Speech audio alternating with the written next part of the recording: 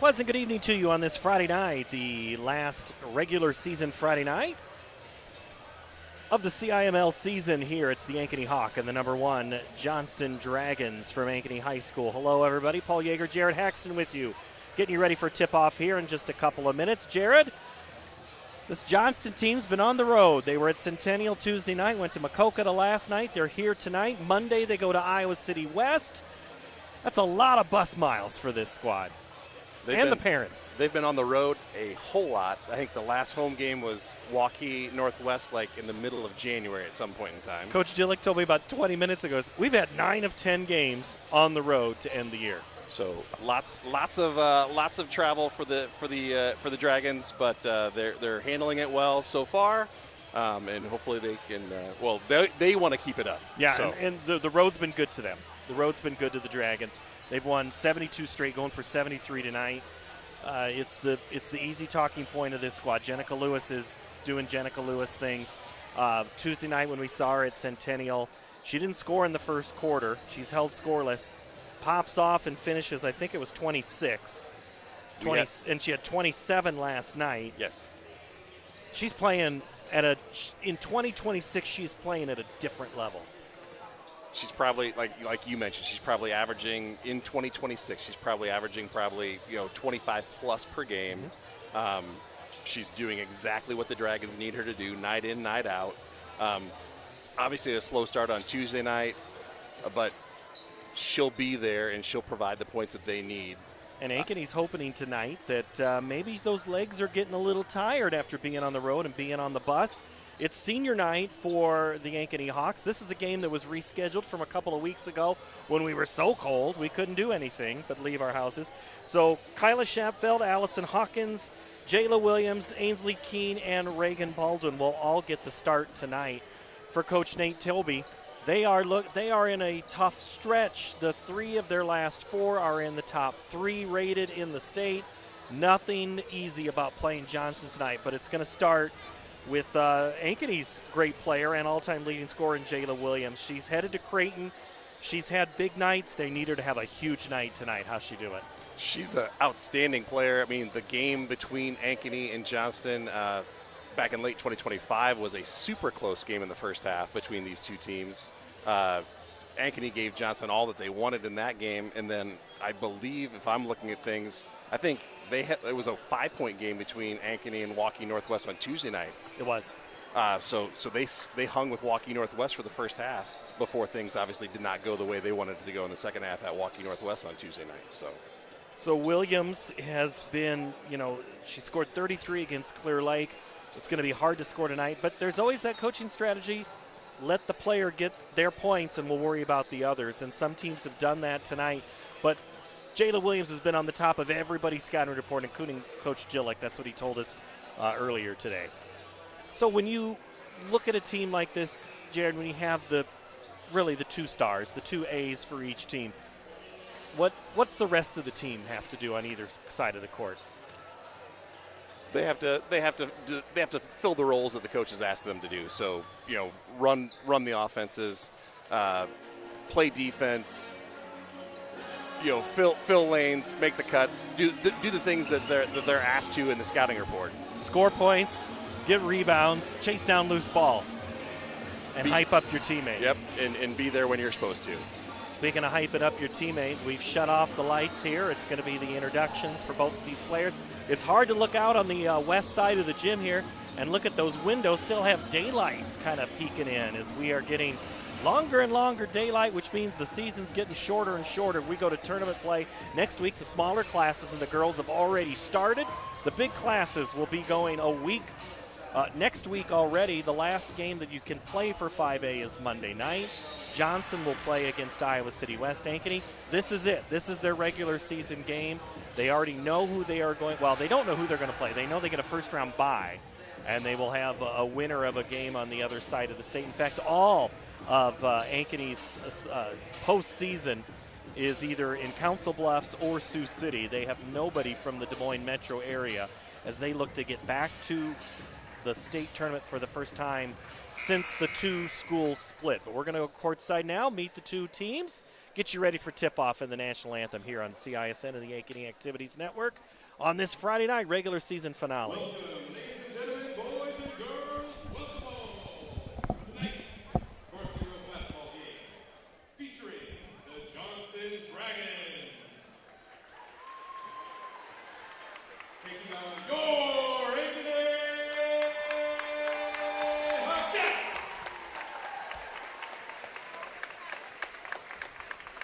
When our game begins, the referees in charge are Jason Allen, Scott Coates, and Brett Barron.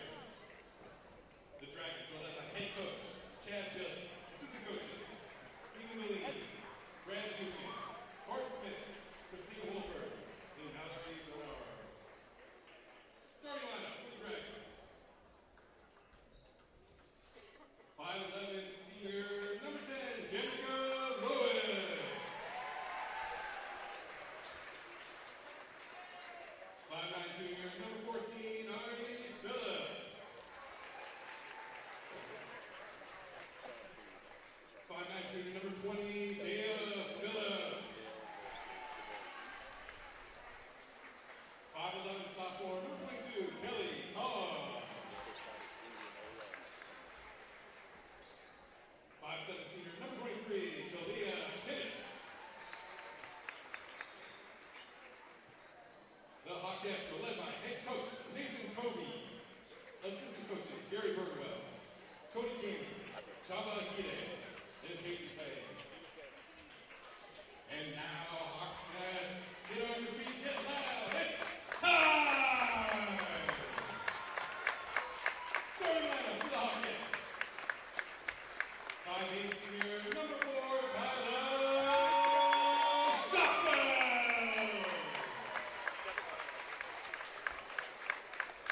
5'7" senior number 5, Allison Hawkins.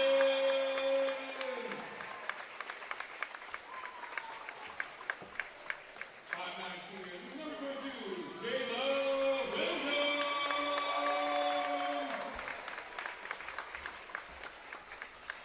5'9" senior number 23, Ainsley Key.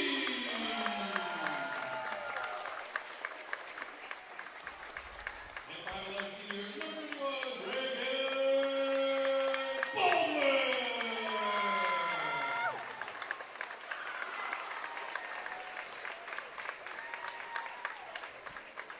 At this time, the anthem, please rise to your table.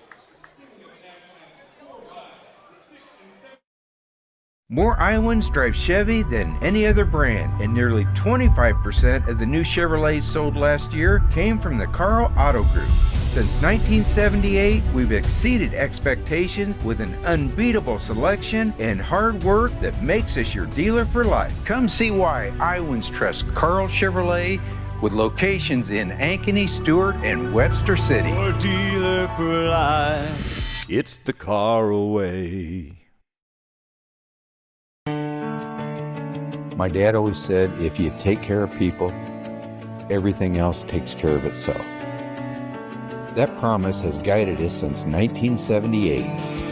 Since then, you've trusted us with first cars, family cars, fast cars, and the memories in between. Your journey, our promise, that's why we're here. At Ankeny Community School District, we know the power of public education. Your child's preschool, transitional kindergarten, and kindergarten journey begins here with a strong foundation. Certified educators provide an engaging curriculum in safe, nurturing environments. Space is limited for preschool and transitional kindergarten. Experience Ankeny. Preschool is free, and the strong start we provide your little learner is priceless. All the pets in Ankeny can't wait to see us at Heart of Ankeny Animal Hospital. Located just south of Uptown, our family-owned and operated practice has yearly plans with monthly pay options. Your dog or cat can get routine and preventative care before you may ever even know they are sick. From dental care to x-rays to our own pharmacy, we love them like our own. Your pets are our pets at Heart of Ankeny Animal Hospital. Searching for a home that combines a resort lifestyle with the comfort of being close to your loved ones? At Epcon Communities, we make building your dream home an easy and exciting journey. Choose the floor plan that fits your lifestyle, handpick the finishes to make it uniquely yours, and leave the rest to us. We'll handle the construction, you focus on the fun part. After closing day, your new home is all yours, ready for you to start enjoying the community, the amenities, and that special sense of belonging. Visit clarityconstruction.com for more. Had the introductions, had the anthem. Now it's time for basketball. I don't know what it is. Every time you see the parents come out and have a moment with their kids, whew. The senior parents, all seniors starting for Ankeny tonight, came out and were part of their end hype. And if that doesn't get you going, Jared, I don't know what doesn't. It's a great crowd. You mentioned it. A lot of people here in the gym with. That was a huge turnout. A bunch of kids singing the anthem, too. So the Parkview 6th and 7th choir there, and they've cleared the floor. We've got the Johnston Dragons in their road black uniforms. Purple numbers trimmed in white with Johnston in cursive on the front. Ankeny in their home whites with maroon on the left and right side, and Ankeny in block letters trimmed in gold. At the center, it's going to be Jayla Williams and Dia Phillips. So we get ready to go. Our refereeing crew, Jason Allen, Scott Cook, and Brent Barons tip it off, and Johnston takes possession to open the ball game. They'll go right to left. Kelly Kolb with it on the right wing. She's guarded by Schapveld, who pokes it away for a moment. And now Johnston working their way. Started a little slow on Tuesday night at Centennial. They go right away to Phillips inside. Misses off the glass. Baldwin tips it, and it's pulled down by Hawkins. Good defense by Ankeny to start there. Good. Kolb meets Keene at the logo. Aguirre not in the starting lineup tonight. Hawkins gets the call as the senior. Ball's tipped on her way to Baldwin by Kinnitz. Now it's Williams. Jayla on Jenica. The shot, no good. Back of the iron. Long rebound, and it's picked off by Schapveld, who then has it knocked away. Jenica Lewis, you can't pass over her, as Phillips has it poked from behind, but then grabs it right in front of Coach Toby. Cross court into Kinnitz into the left corner. Looking for Williams. The long three is no good, and that's going to be a displacement call on Dea Phillips. And Jared, just like the other night, foul trouble was a story for her. She picks up her first here in the first minute and 7. On Tuesday, I think she had 2 in the first quarter, if I remember right, and that's something that the Dragons have to keep an eye on and hopefully don't have foul trouble in the post. Did the Dragons start slow last night at Makokata? They did not, thankfully. they busted out. Phillips steals it away. Now she goes the other way on Williams and misses the layup. And it's again, that's Schapveld. She's had a couple of big pokes to keep things alive. No score, first 90 seconds. Keene behind the back on Kolb, gets into the paint. Looks to extend it, needs some help, gets it from Williams. Williams. Jenica does a good job defending. Keene turns and shoots and rattles around. This is reminding me a little bit of Tuesday night, Paul. Kinnitz underneath the basket, kicks it out. Now Phillips. Dea Phillips to her sister Ari for the bucket, and that's the first point of the game. 2-0 Johnston, 5:55. Jayla and Jenica, not the last time they will see each other on the court, you can imagine. Kick, Schapveld. Might have got away with a walk there. Maybe twice on that. Jenica. Jayla turns. It's Baldwin, can't quite beat Kinnitz to the spot. Kinnitz comes away with it. Up ahead, wide open underneath the basket. Somebody did not get back for Ankeny as Phillips puts in the easy 2. So Phillips 4, Ankeny 0. 2 for each of them. Ari with 2 and Dea with 2. Williams now to Keene. Looking for a screen. And it goes off of Kelly Kolb. It'll stay with Ankeny. 21 on the shot clock, 5:09 first quarter.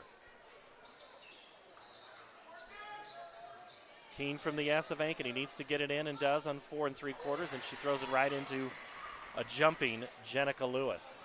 Kolb, Phillips, bucket. Timeout, Ankeny. Ari Phillips. So a couple of things, Jared. What have you noticed here? I know one is Ankeny's not getting back on Johnston. So I think a part of Jenica's game that people don't really maybe focus on as much is her defensive effort and just like her effort and how the long arms and how she deflects balls and can turn people over. I mean, obviously the offensive output from her and, averaging 21 points per game and probably averaging 24, 25 here in January and February. But what she can do on defense and turning teams over probably doesn't get as much focus as it should. So she's done that so far tonight. And the interesting strategy, and I don't know how the defense is matched up the first time, to put Jenica on Jayla. And sometimes teams will say, we're not going to put our best player on their best player to save her for foul. That's not Jenica Lewis that I've seen over the years play, and that's what she's active with tonight here. Out of the timeout, Ankeny has it on the right side in their white jerseys, and Kinnitz somehow, that ball is loose, and it's going to be Johnston ball. Oops. Phillips, and then gets it back to Hawkins. Now Williams, with a little helter-skelter, goes to the left and scores. Jayla Williams, a nice-looking left shot. 6'2", Johnston. strong left hand. Lewis gets by, lays it up, and she's fouled before the shot. I don't know if that was Keene, I think it was, or it might have been Hawkins that got her. It is. It's going to be Allison Hawkins, her first. Crowd filling in here tonight. We had our singers. We've got a good Johnston crowd, good Ankeny crowd here on the side. Nice cut to the basket, but miss. Putback is good as Ari Phillips gets the shot, the rebound, the shot, and the points. Did I get it all? I think you got all of those. She's working on the stat sheet, I think. 6-point advantage for Johnston. Keene with it. Now Hawkins, Schapveld.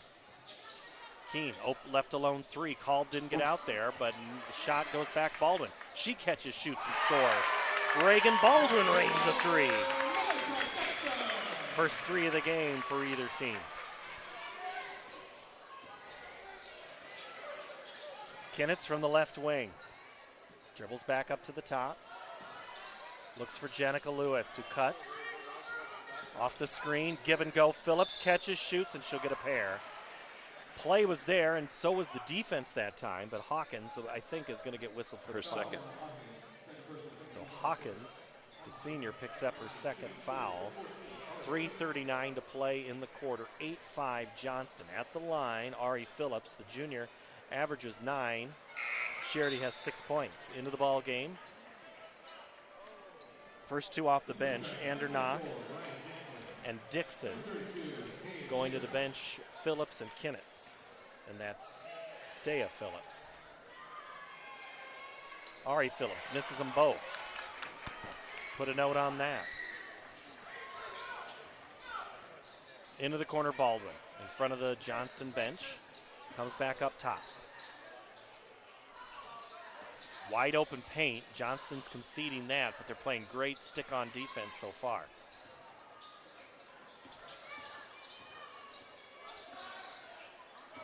Williams gets past, lays it up, scores.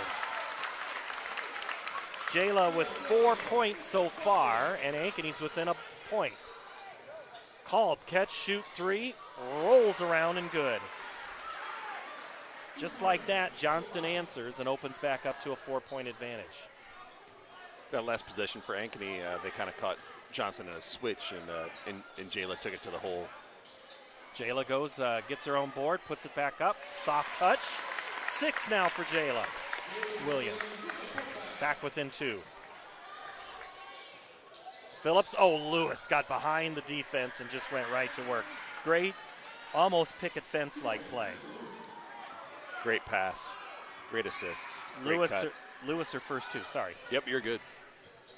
Keene. Drives left, now cut off by Andernock. Tied up by Kolb, and a held ball will go Ankeny's way on the alternating possession arrow. Good hands by Kelly coming in there and tying up Ankeny there. Hawkins out, Ali Aguirre in. They go way up top. for Shabfeld. Now Aguirre drives in, gets past, kicks it to Baldwin. Now Ankeny trying to go over top with the passes on this defense. Aguirre drives again, this time reverses, blocked. Great by defense by Andernock. Page. Wow. Dixon left alone for just a split second, but Shabfeld closes. Kolb, top of the key three, short. All the way short, the fans let her know it. Phillips and Kinnitz back in. Kolb and Ari Phillips go out.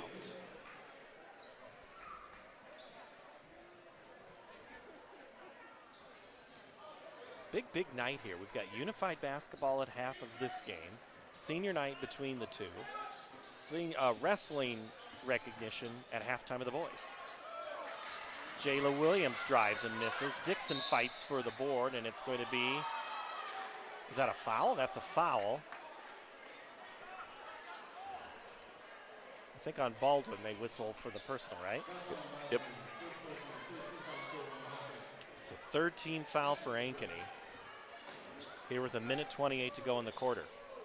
13-9, Johnston the lead.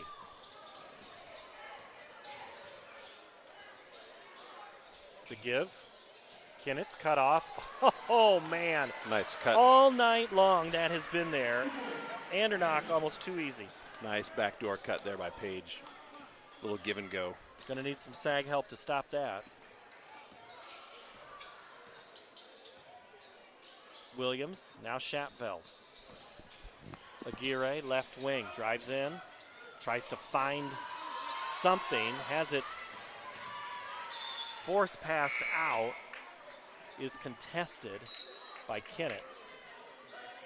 Baldwin goes out, Hawkins comes back in for the final 48.8, or 49.8.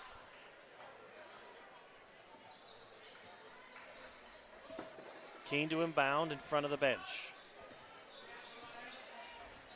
Williams, cut off by Lewis, step back three, no good. I don't think Jayla Williams realized she was going to be that open as Lewis sagged off is the proper term for basketball. There's no slacking in Jenica Lewis's game. If she heard me say it, I think she'd let me know it. I think Jayla Williams would say the same thing as Jayla contests there. Chad Gillick, the CEO of the Johnston Dragons this year, as he calls, when he brings in two head coaches as new assistants. I'm in a CEO type role, Paul. You can hear him say it, right? Two great ads. Two great ads to the staff this year. Williams out on Lewis. 12 on the game clock, 5 on the shot clock. Lewis way out. 3, no good. Keene falling down, gets rid of it before she can get rid of it. She's whistled for the travel. Kind of a gray area right there. Right in front of Coach Nate Toby. I think he knew it could have gone either way. So Lewis and the Dragons will inbound it with 5 seconds left. The give and go. 2 seconds, again way out 3. That time doesn't go. And Johnston will take a 15-9 lead after 1 quarter of play from Ankeny High School. Tonight here on the Ankeny Activities Network, built by the Daniel Seifert Real Estate Team on the Carl Chevrolet family of networks.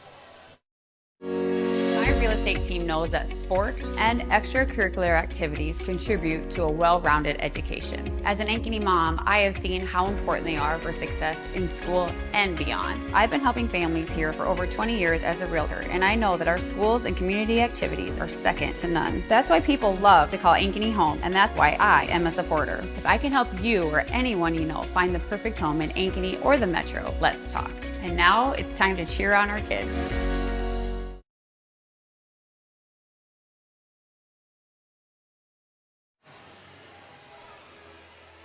15-9. The road team on the scoreboard. The Johnston Dragons leads the home team, Ankeny Hawks. All right, Jared, last night at Maquoketa, that is a team, the Maquoketa Cardinals. Just pay attention to them. They are number 2 in the latest Iowa Girls High School Athletic Union rankings in Class 3A at 18 and now 4. They have been number 1. Mount Vernon number 1 in 3A. Good crowd on that one, from what I understand. Yep, last very night. good crowd, very good home crowd from Maquoketa. I think they might be the top seed, though, when the brackets came out the week before. Senior-dominated team. They caused some problems for Johnston last night, and it was a really, really, really good game. Johnston led by about 20 at halftime, but at the start of the second half, they cut into the lead and gave Johnston fits early in the second half. Kenneth, before the shot is fouled. Now the Cardinals came over to Johnston back in late December, the last game before the holiday break. Reagan Baldwin in for Allison Hawkins, and had a chance to play. I think that was a game against Norwalk. Yes, and beat Norwalk. And beat Norwalk, who's one of the best teams in four. Oh, the give and go. Lewis misses it point blank, and Williams gets the rebound. She's going to wish she had that one back. Keene with the basketball. Schapveld dribbles and now crosses over to Keene on the left elbow. Aguirre, top of the key, guarded by Phillips. Drives in, left shot. Thought about it. Schapveld's three. The backspin on it worked. Schapveld, her first points of the game are a three ball, and Ankeny's back within three. Phillips drives down on Aguirre, now looks to pass. Gets it to Kinnitz, now called.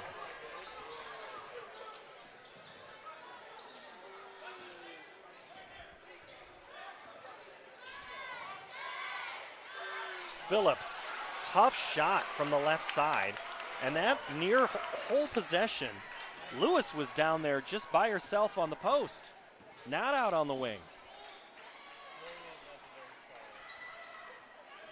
As Schapveld pulls it out for just a moment. Williams looks for a cut, now waits for a screen. Aguirre peels off. Williams kicks out, Baldwin, swung into the corner, Aguirre, drive baseline.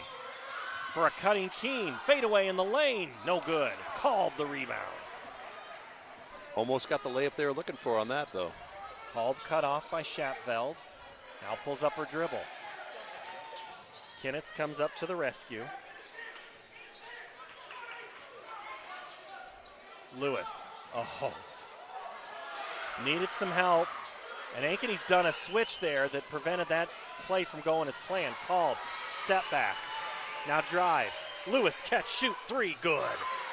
That's only a two for Lewis, but that's what she can do.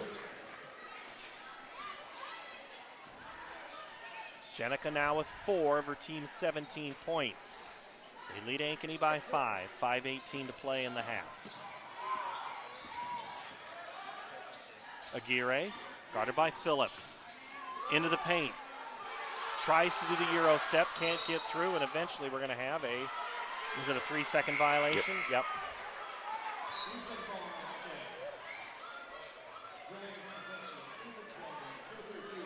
Andernock in. Dea Phillips out on the Heart of Ankeny Animal Hospital substitution. Ankeny's playing really good defense on Johnston here so far through the first 11 minutes. Kinnitz. Now Phillips, backdoor to Lewis. Cut and score. And as I say that, Johnston gets a backdoor cut. If you're Ankeny, are you okay with giving up 2s instead of 3s to Lewis? Williams in trouble, turns around, shoots it from the free throw line. Off hard to the right. Phillips the board. Phillips goes coast to coast reverse, and she'll get another chance at free throws on the personal. They whistle Ali Aguirre for the personal. As you said in the open, Jared, this game was close the first time they played. Mm-hmm. First half was very tight in Johnston back in December.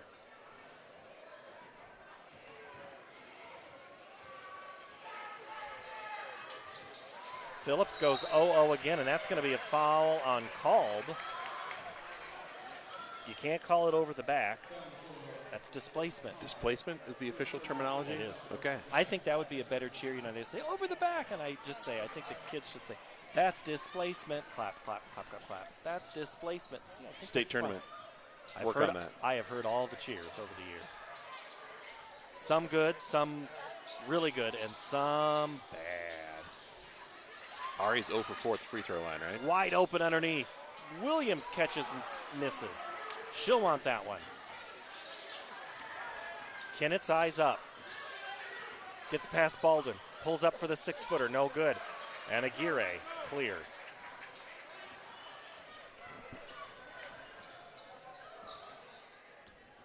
Third game in 4 days for the Dragons.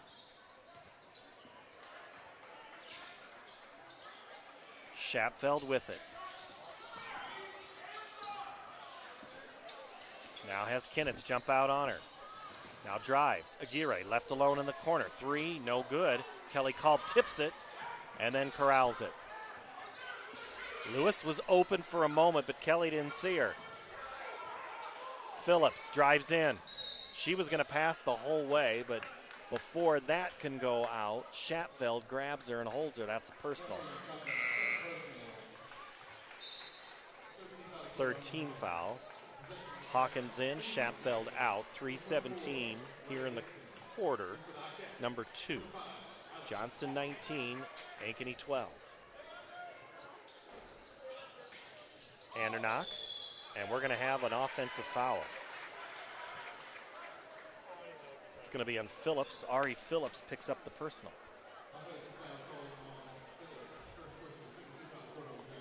Illegal screen? And you've got the coaching staff looking over at each other right now going, what team is this?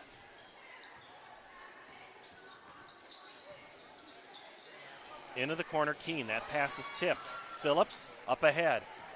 Dixon holds and travels. Is Ankeny letting Johnston do some of their athletic things and Johnston's just kind of painting themselves into a corner here? What am I missing here? That one, I think Dixon just needed to shoot the layup there and just hesitated when she shouldn't have. Go up first, don't wait. Yeah. I think another pass taken away by Jenica Lewis. She gets by Baldwin, lays it up. That's pretty. Oh, left hand layup. 8 for Lewis. Now to a 9-point advantage. Keene. Schapfeld did not come back for the basketball, nearly cost him a turnover, but they are going to have to re-inbound the ball. We got a timeout on the floor. 30-second variety here. Coming up at halftime, we've got unified basketball, Johnston versus Ankeny. And I did take a picture of the roster this time, so hopefully we have that. We'll see if I can call off my phone. Now, Coach Gillick had said, you know, we're trying to fill our schedule, trying to get games. So the trip to Centennial from Johnson, nothing. Trip to here, nothing. That's almost 3 hours to Maquoketa last night, right? Almost 3. So 6 hours round trip. Out of school at probably 1 o'clock, 2 o'clock? I think they left about 12:45. The bus got home about 11:45. And then have to go to school, put a game plan together on the bus. I'm sure they did that already ahead of that, but have to institute it. Team's going to get the day off tomorrow, and Sunday they'll practice because they got to get ready for Iowa City West. But right now, Ankeny's keeping it close. 21-12, Johnston in the lead. Hawks with the basketball. Keene, step back 3, missed the mark, and out of bounds. It'll be back to Johnston. And a substitution. Schapfeld comes in, and Aguirre goes out.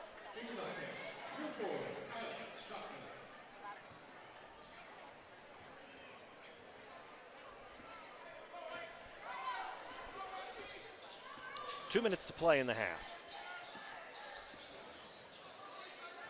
Dixon, Kennetts. Look for a cutting Dixon, decided to go elsewhere. Williams gets a hand on it, but Lewis gets it back.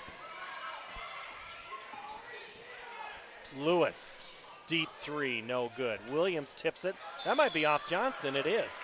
It's off of Phillips. Hawkins forced the issue. Ankeny gets the ball back. Jenica had an open look and just couldn't knock that one down. 100 seconds left in the half. 21-12. Ankeny's only scored 3 points in this quarter.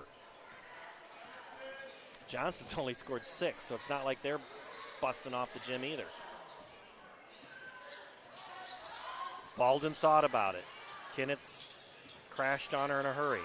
Keene.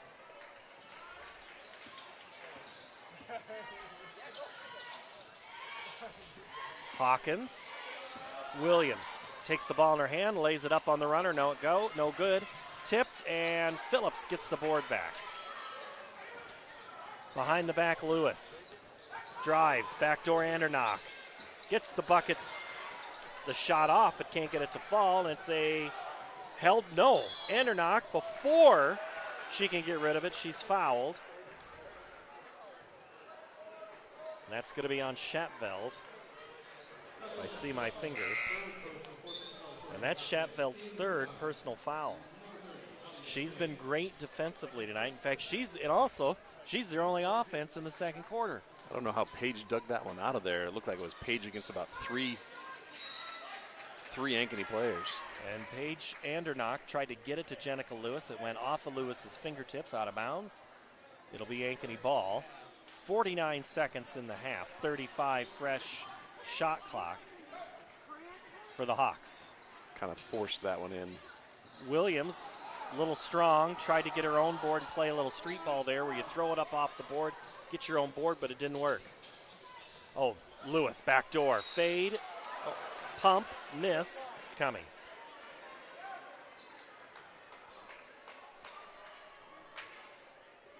They're going to whistle Reagan Baldwin for that foul. I thought they put 2-2 up.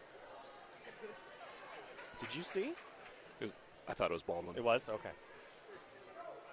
Jenica Lewis at the line. On the season, she's shooting 85% from the free throw stripe. She gets point number 9 right there. As Phillips and Kinnitz come in, and Phillips and Dixon go out. I thought you were trying, Paul. We'll see what happens with this next one. All right, thank you. Appreciate it. Second one went down. Second one goes down, so that's 10 now for Lewis. Johnston jumps out, same thing they did against Centennial. Jump out there, good place for it. Ankeny now rushed a little bit. Aguirre catches, shoots, misses, rebound, Williams, and the putback. Jayla Williams was in the right spot at the right time, and that could be a huge set of 2 points there, depending on what Johnston does here. Will it be a single-digit or a double-digit lead at the break? Called.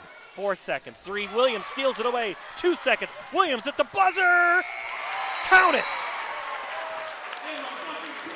Jayla Williams gets the steal and the score right as time expires. 2 officials with great views of that. Both say yes, the bucket's good. Ankeny goes into the locker room, cuts that lead. They score the last 4 points in about 10 seconds. 23-16. Back in a moment. We'll have unified basketball when we return on the Ankeny Activities Network, built by the Daniel Seifert Real Estate Team on the Carl Chevrolet family of networks. At Elk River Contracting, we know a great remodel is a lot like the perfect beard. You can't rush it, and the beauty is in the details most people overlook. Because there are 2 kinds of contractors, the ones with magnificent beards and the ones you don't hire.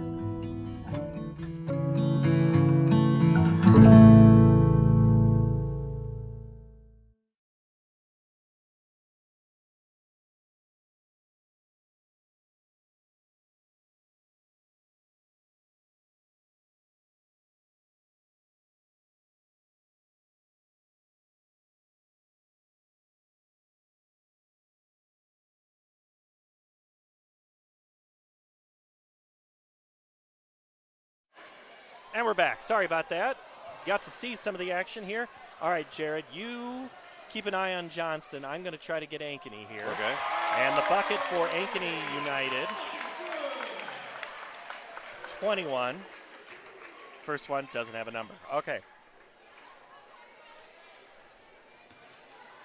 So we've got John Parker. Parker, JP. JP's bringing the ball up the court for Johnston. Saw JP with the JV game earlier, and he's on the bench of the varsity game. He's a manager. He's helped.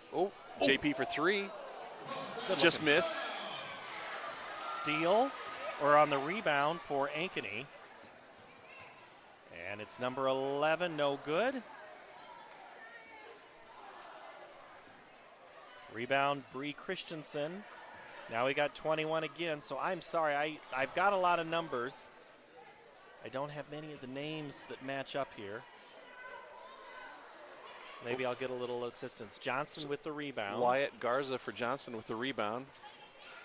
And Jalen Jackson's bringing the ball up the court for Johnston. She was big the other night. She had a couple of buckets, I think, on Tuesday night. She had a couple of buckets, yeah. Good drive here to the basket. Ooh, thought she was going to have another rebound for 5. Wyatt Garza, we had a steal.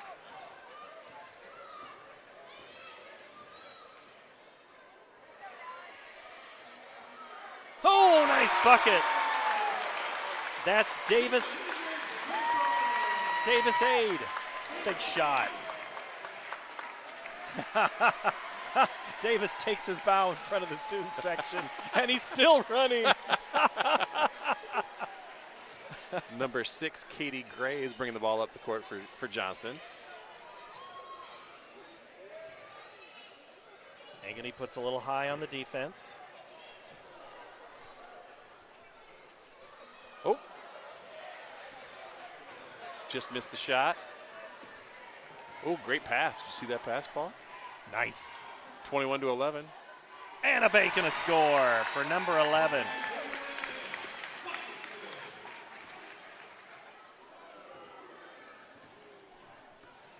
Jalen Jackson's got the ball for Johnston, bringing it up.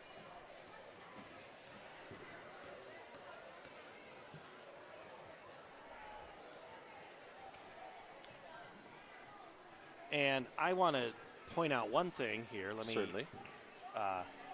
Henry Butterworth and James Madegood working real well together, getting up and down the court. And it's taken away by 21 on the rebound.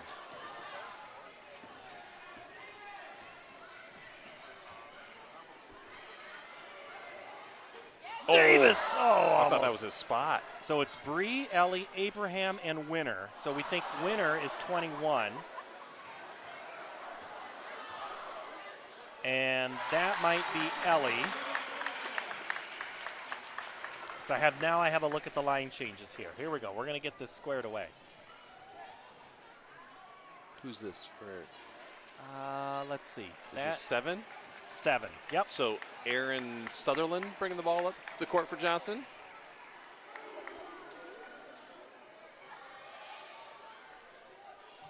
He's driving. Oh, shoot the 3. JP would shoot the 3. Oh, good pass. A good pass. Get in there. Oh.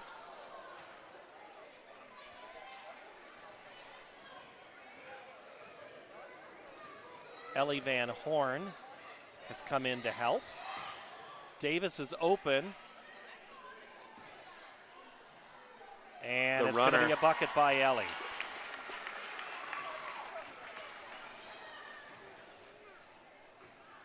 Katie Gray's got the ball for Johnston, bringing it back. Ellie Isaacson, that's who scored. She's got the dribble handoff to Aaron Sutherland. Wheels into the lane. Driving. Yeah, take that shot. Oh, just under.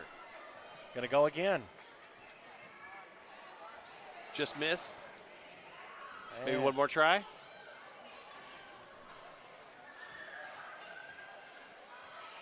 The problem is he's a little shorter than the others. He's got to go farther with the shot. As somebody who's a little low, I know what it's like.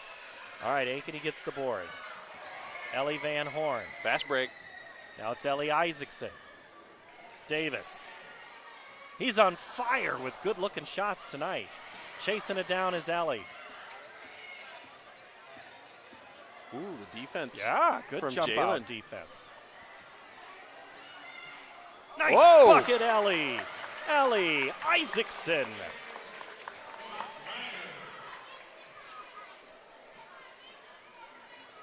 Katie Gray and Jalen Jackson talking about a play. Okay, so Haley and Alexa have come in for Ankeny now. Oh, Mason Kragel is in there now, yeah. Mason's number 15, right? 15, is that Mason? Yes. So Mason Kragel helping out with the team. Now we're going to have Nick Pence. Nick from the left elbow. Chest shot. Ooh, rattles around. No good. Rebound by James Madegood.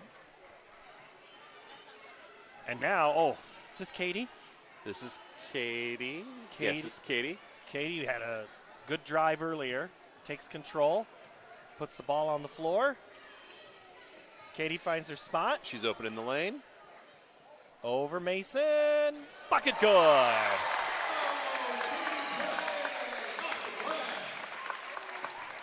Fast break out here for Ankeny. Nice pass.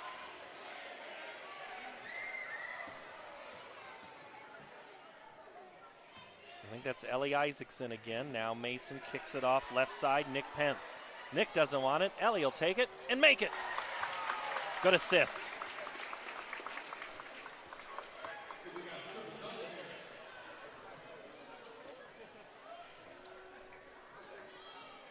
Jalen Jackson bringing it up for the Dragons.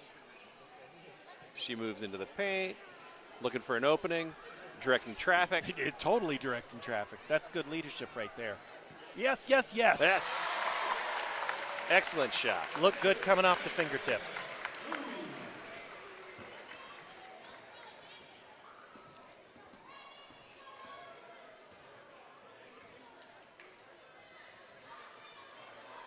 All right, so that's Pence. Nick Pence the again. defense. The defense by Jalen. Nick's not getting an open look. Makes a move and goes a little strong with it on Mason, not able to chase it down. Haley Weeder in now will play defense on the front. Ellie is little pressure, and now she'll back off. Katie with the dribble handoff to Aaron Sutherland, who alternates arms. Left, right, left, right. The 1 minute warning's been given. Up over the head shot, just missed. underneath. And Ankeny wants to try to get some points here to end. Mason, now Ellie. In the lane. Ooh, looked good off the hand. Mason chases it. Goes over back to Nick. Nick Pence. Trying to be the assist machine again. Ellie's been on fire and it continues the streak with another bucket. Game's leading scorer, I think.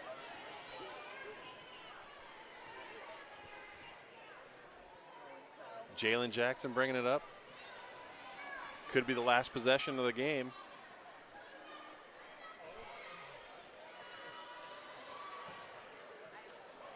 Oh, off Saved. the leg.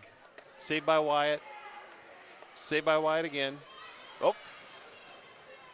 And that is the ball game for Ankeny and Johnston. Thank you, everybody.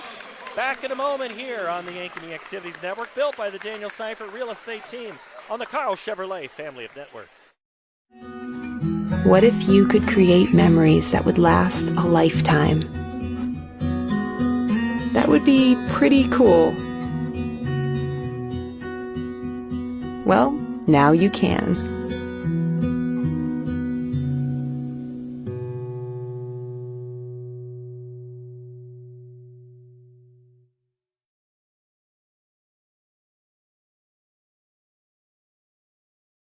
West 40 Market in Uptown Ankeny is your place to shop for the best meats, steaks, brats, jerky, and everything in between. Let us be your one-stop shop for all your favorite cuts, all raised on local Iowa farms. Shopping local never tasted so good.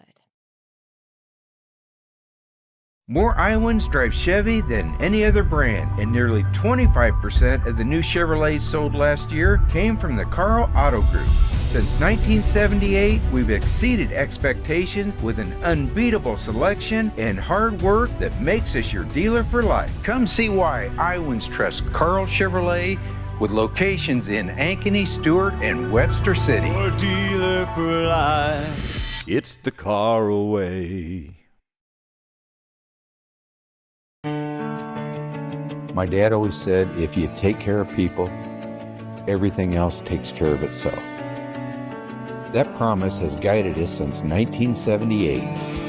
Since then, you've trusted us with first cars, family cars, fast cars, and the memories in between. Your journey, our promise, that's why we're here.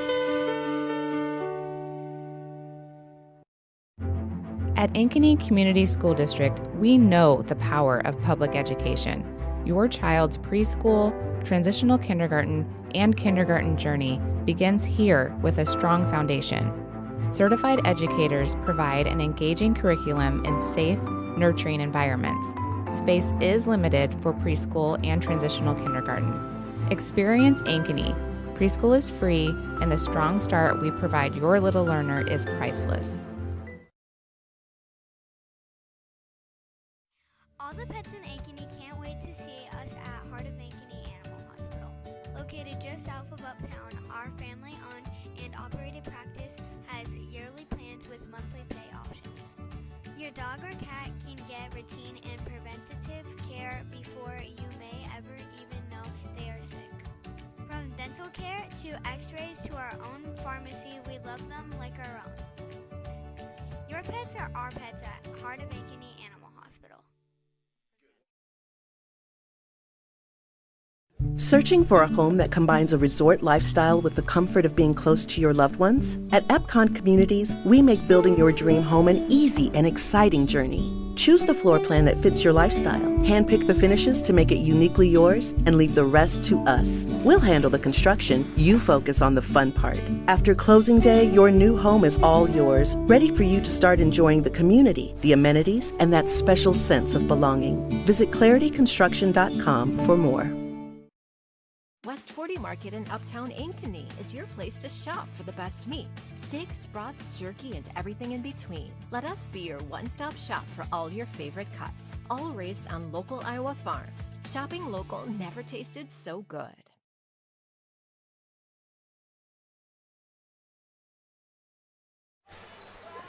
Halftime here, looking up a couple of scores. Centennial was leading Polk. I think they are at the half. Northwest and Dowling. That is 38-36. Northwest leads Dowling in the third quarter. That's a game that could easily be a state semifinal. I would assume that will be it. I mean, if seedings play out, one's the two, one's the three. That's a 2-3, right? Yep. Depends on which week is who's 2 and who's 3. Here it's 1 versus 5. Johnston, number 1, leads 23-16. Let's take a look at some scores. Jenica Lewis, 10 points, 6 for Ari Phillips, 2 for Dea, 3 for Kelly Kolb, 2 for Paige Andernock, and that's a total of 23 points. 16 for the Hawks. They didn't score until the last few seconds. They scored early and then late. Schapveld's only points were a 3, Williams 10, Reagan Baldwin 3. So Ainsley Keene's yet to find the scoring column. But it's those 4 points, Jared Haxton, that might just... Those last 10 seconds were huge. The steal by Jayla Williams in that bucket brought Ankeny within 7 here as we start the second half. Schapveld, Baldwin, Williams, Hawkins, and Keene, the same starting 5 for Ankeny. Kinnitz, Kolb, Phillips, Lewis for Johnston. Hawkins gets it to Keene. Ooh, Ainsley was there, and then she's just tied up. And Ari just like, I'm waiting until you call a hold, because this is a hold. She gave that expression, right? I talk to the players during the calls, Jared. You do a great job. Haven't you figured that out by now? In 2.5 games, I'm slowly figuring it out, Paul. And all these years of, well, Nobody listens to what I say. I do, Paul. Dixon, that's Kinnitz. Lewis off the screen. Kolb left alone. That could be huge, and it is. Kelly Kolb, big three. If she gets going, she has the potential to take over the scoring if need be. Good-looking bucket gets her going, extends the lead to 10. I'm sure the Johnston bench was very happy with that last bucket, especially after how the first half ended. That's one of those things, if I was doing an interview with Coach Jillick, what'd you say at half? Play better. And that's, you know you can play better. Do you want 72 or do you want 73? And he's going to have to answer a lot of those questions as the season, if Johnston's able to hold on tonight. Kennett's in the corner three, no good. Schapfeld the board. What do you think of 73? What do you think of 74? What do you think of 75? What do you think of 70? He's going to have to deal with that and just say one game at a time. Targets on our back, play our best. But it's a chance to be something historic.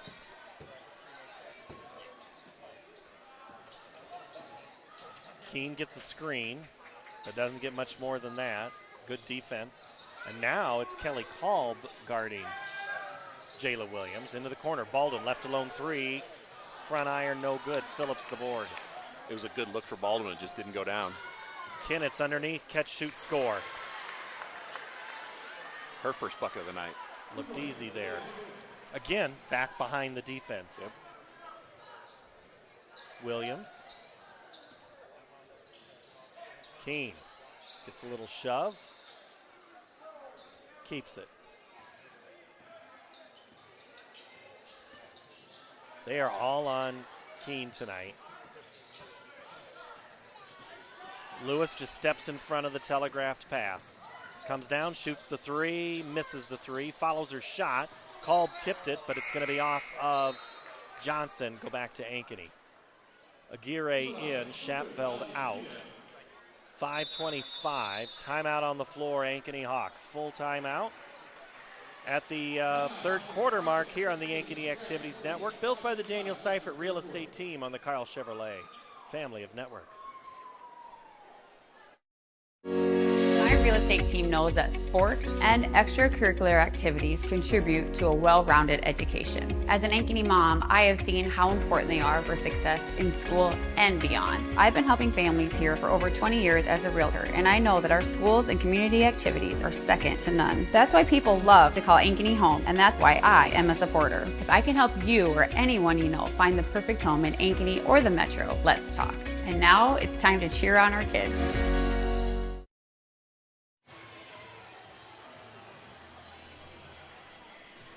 28-16, Johnston in the lead, 5 1/4 to go.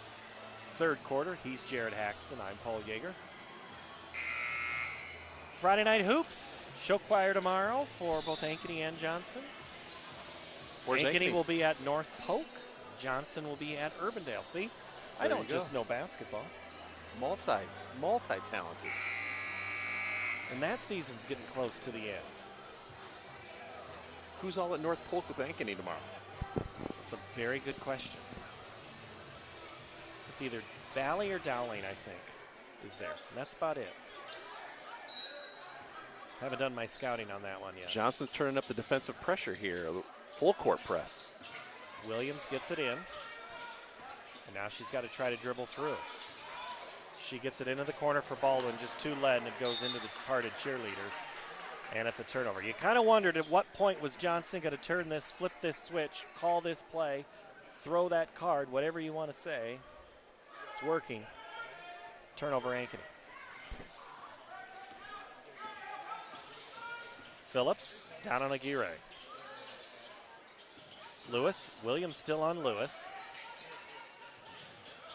Kolb comes out over the top on Keene. Lewis. Phillips. Lewis, great ball movement. Got Williams in the air, missed the three. Kelly Kolb there for the board. Around 3 white jerseys. Kolb misses it again, and that's going to stay. Oh, it is going to go Ankeny's way. Knocked out by one of the Phillips girls on the. Yeah, but I thought maybe she had that off a hand, a white jersey, but Good call. That's why I'm not an official. Johnston's going to keep the full court press up, it looks like. Got to come to the ball, and that's what Hawkins does. Keene. Middle. Yep, you're hearing somebody yell middle. Williams gets it in front of the scores table, then Keene. Keene misses. Gets her board back up and gets it to go. Ainsley with the deuce. Headed to Midland in Nebraska. Trying to get a win here on her home court. Back to a 10-point advantage. Kalb makes a break for it. Phillips to her sister. Dea. Kinnitz has a screen if she takes it. She doesn't. She goes beyond it. Keene's foul. So Ainsley picks up the personal after she gets the bucket on the other end of the court. And that'll send to the line Jalea Kinnitz, the senior, averaging 8 points a contest. Good dribble drive by Jalea to get to the hoop. Kinnitt's been battling that knee injury for a lot of this season and last season. Hits the first. She's headed to Missouri Western. Shapveld in, Hawkins out on the Heart of Ankeny Animal Hospital substitution.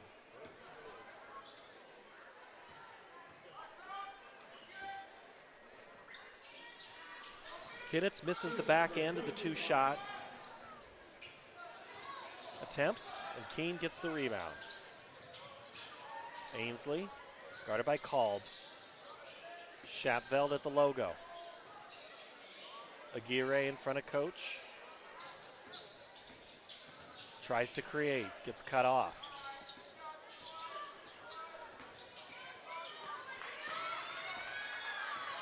And Aguirre struggling to get forward. Williams, 3 on the shot clock, 3 on the way, no good. Keene tried to tip it. Fortunately, there were 2 black jerseys there. Phillips collects, dribbles the court. Lewis, corner 3, swish. Jenica's first points of the second half come at the 3-minute mark, 32-18. And that's the speed of Ari just coming downhill, and the defense is on scatter, and then you find a wide open Jenica in the corner. Williams gets on Kinnitz and scores. First 2 points of Jayla's third quarter. Kalb. Ooh. Jenica she was wanting to break on that pass.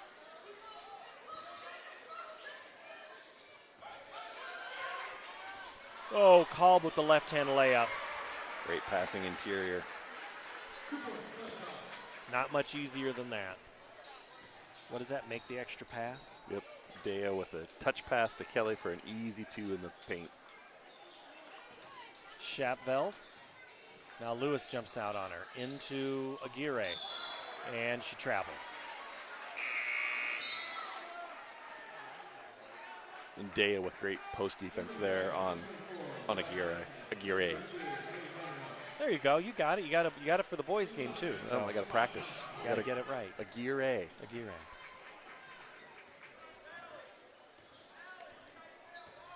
It is the 4th Aguirre that I have called. 3 brothers and now her. Phillips, give and go, Andernock.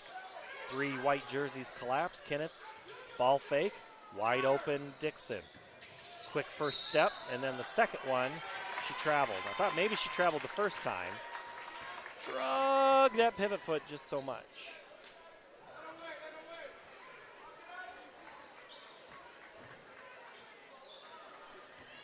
"14-point lead for Johnston. Minute 38 to go, third quarter. Senior night coming for both girls and boys basketball after our game. Williams, the fadeaway 8-footer, not on the mark. Jenica Lewis goes coast to coast before the shot. She's fouled. Baldwin.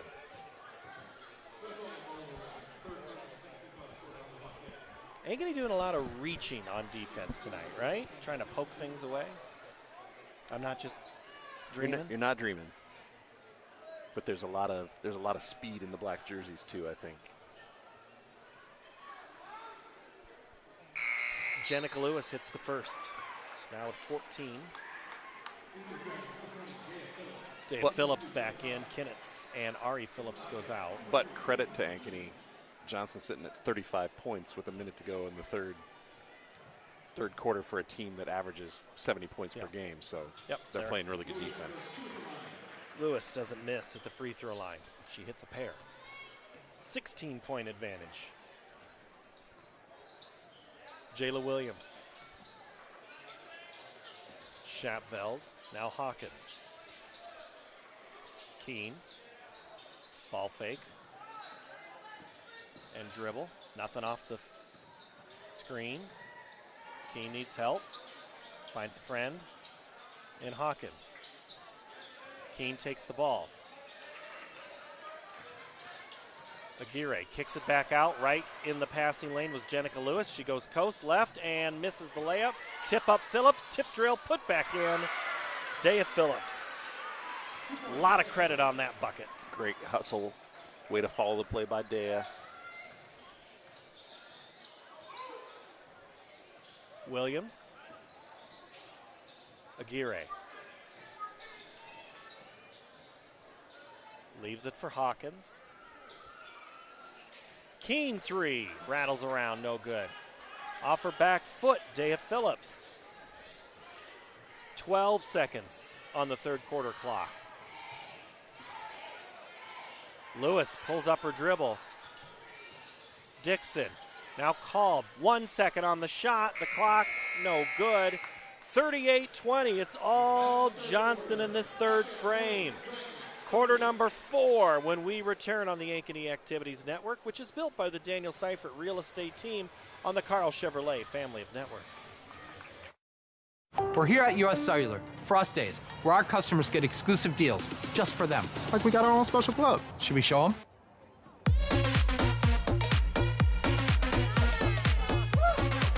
Get $1,200 off any phone plus $500 off any tablet. Us Days at US Cellular.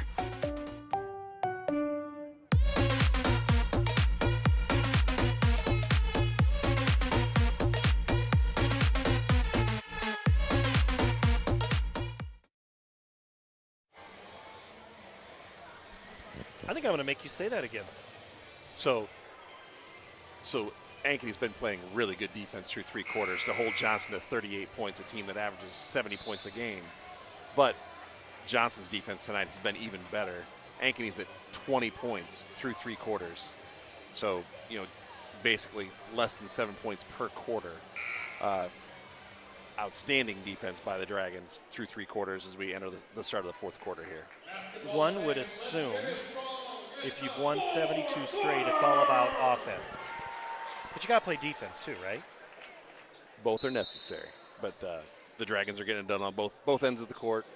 A comfortable lead, but they need to keep doing what they've been doing here for the last 8 minutes. This game's not over though. Baldwin in the corner, 38-20. Low-scoring matchup. Second meeting for these two teams. Baldwin on the screen. Phillips blocked it. Lewis gets the loose ball. Ari and Dea, we talked about it Tuesday. Their defense ability, Jared, is just, I think that's a huge difference for this team. Yep, they can both guard the 1 through the 5. And let's just say Ari and Dea both have some touch on their shots too. Very skilled players, both sisters. Is that what twins are? Exactly. Okay. I'm familiar with that. Got it, you do. Jayla Williams been frustrated a little bit here in the second half. Kind of kept her bottled up. Ankeny going to have to score in a hurry and get some stops as we're under 7 minutes to go, down by 20. Before Hawkins can get rid of it, she travels. Turnover back to Johnston. And that's the Johnston defense again, keeping the pressure on Ankeny. That'll be one of my questions for Coach Jillick. What's the hallmark to this team? Are you defense or offense? You can easily talk about Jenica Lewis, but A, she scores a lot of points. B, She's pretty darn good at defense. Oh, that's that. Sister to sister. Oh, what a play. Unbelievable catch. She knew exactly where her twin was. Ari score or Dea score? That was Dea passing to Ari. 10 for Ari. Hawkins drives, gets the left hand. Good.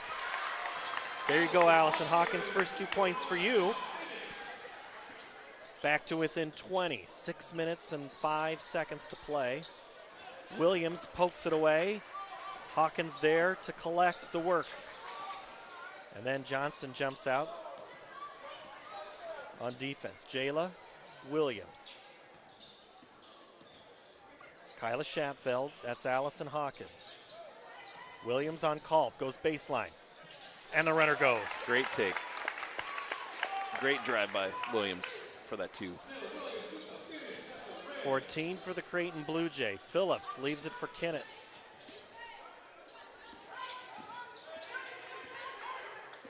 Jenica. Oh, what a pass. Unbelievable pass to Dea Phillips right there. Keene had overcommitted on her and knew that's exactly what she needed to do, but you have to stop the ball. Dea Phillips. Williams to Baldwin. 3. No good. Keene was there, but so was Phillips. Ari Phillips gets it. Now called. Ari skied for that rebound. You could see the athleticism of Ari on that one. Jenica Lewis, left wing. Gets a screen. No. Foul on Williams.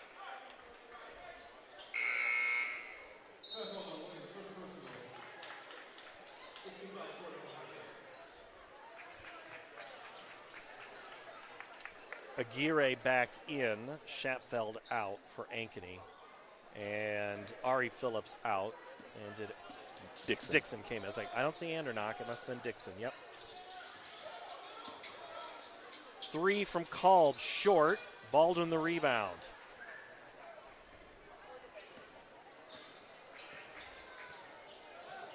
Jayla Williams goes one-on-one with Lewis from the right side. Just too strong. Dixon the board. Kinnitz, corner, Kolb, 3. No good. Hawkins gets away from some pressure. Now Keene. Ankeny still down by 20. 4:15 to play.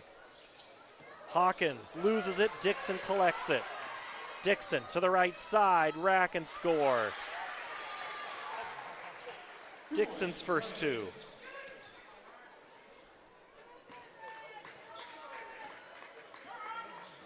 Keene pulls up her dribble. Kolb forces the turnover. Dixon, eyes open, had Kinnitz. Instead gets it back to Kolb. Now Kinnitz in the corner. Catch, shoot, 3. No good. Williams gets the left hand on it and then collapses it with the right. Strong rebound by Williams. 1-on-4. Williams has it knocked away. It'll stay with Ankeny. Williams, it didn't matter who was around. She was taking that shot. She had that look. Determination. Yeah. Jayla Williams gets the inbounds pass. Fade away right side. No good. Now she's going to try to reach and take it from Lewis.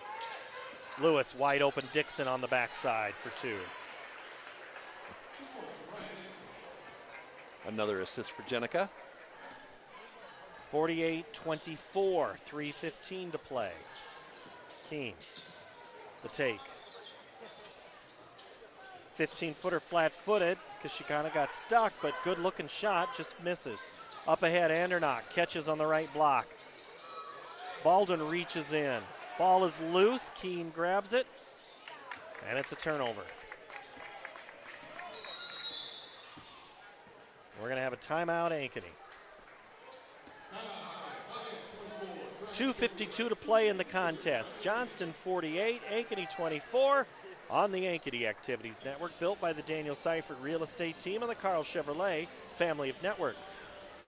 More Iowans drive Chevy than any other brand, and nearly 25% of the new Chevrolets sold last year came from the Carl Auto Group. Since 1978, we've exceeded expectations with an unbeatable selection and hard work that makes us your dealer for life. Come see why Iowans trust Carl Chevrolet with locations in Ankeny, Stewart, and Webster City. Your dealer for life. It's the car away.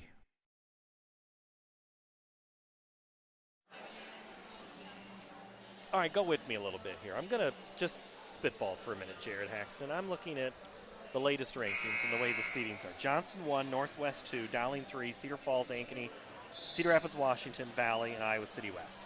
If the tournament goes chalk and those make it, Ankeny Cedar Falls would be an opening round game. Ankeny has already beaten Cedar Falls, and then Ankeny could draw, then they'd see Johnston in the semifinals. You have to look at the big picture right here.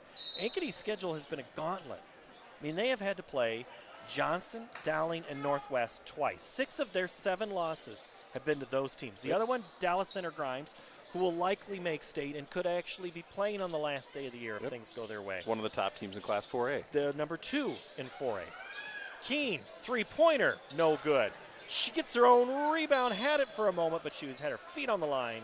Kelly Kolb will inbound it now for Johnston. Emma Gray has come in. I think Jenica checked out. I think we probably have seen the last of Jenica for the evening.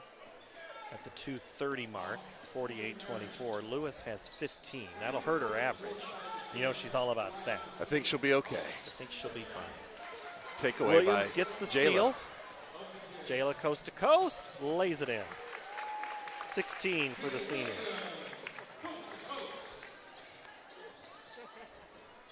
Kinnitz gets the screen, kicks it to a cutting Gray. Dixon 3, launches, misses. Kolb collects, and she'll get a pair of free throws on the foul.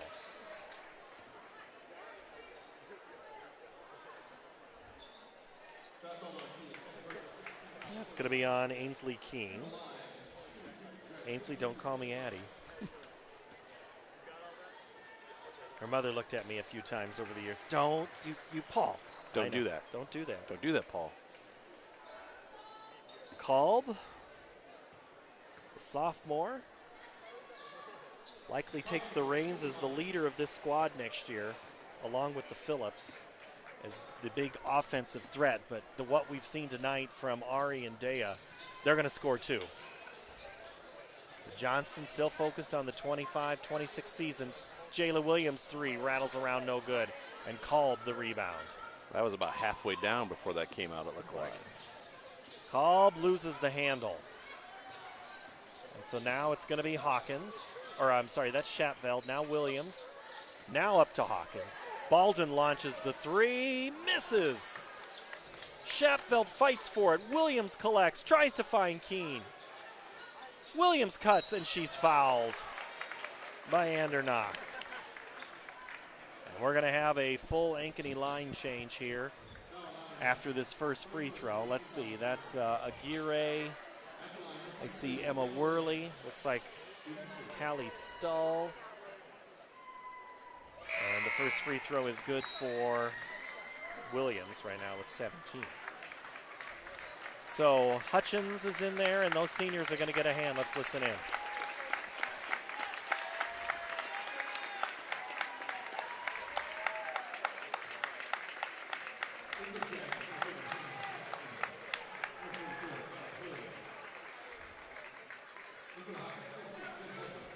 So Emma Worley, Emerson Hutchins as Williams, misses the shot, so she's going to stay on the game.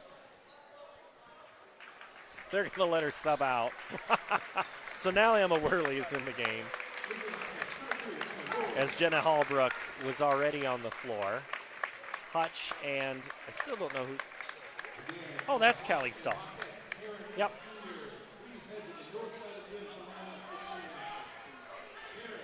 Dixon brings it up.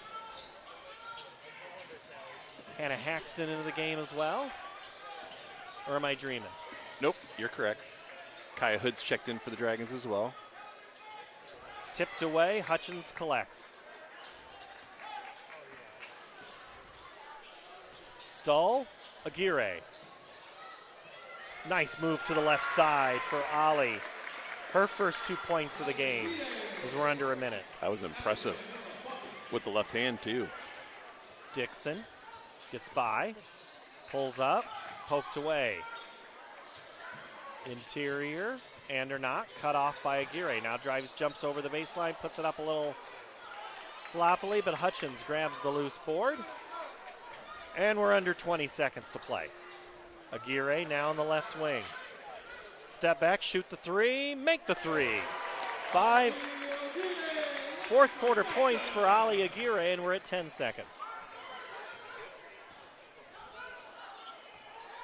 Dixon poked away Aguirre. She's going to have a chance. Half quarter, and she won't launch it.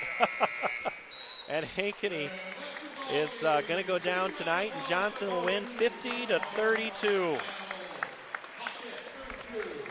So the win streak goes to 73 straight wins for the Johnston Dragons, their last loss to end the regular season in 2023. A quick look here at scores.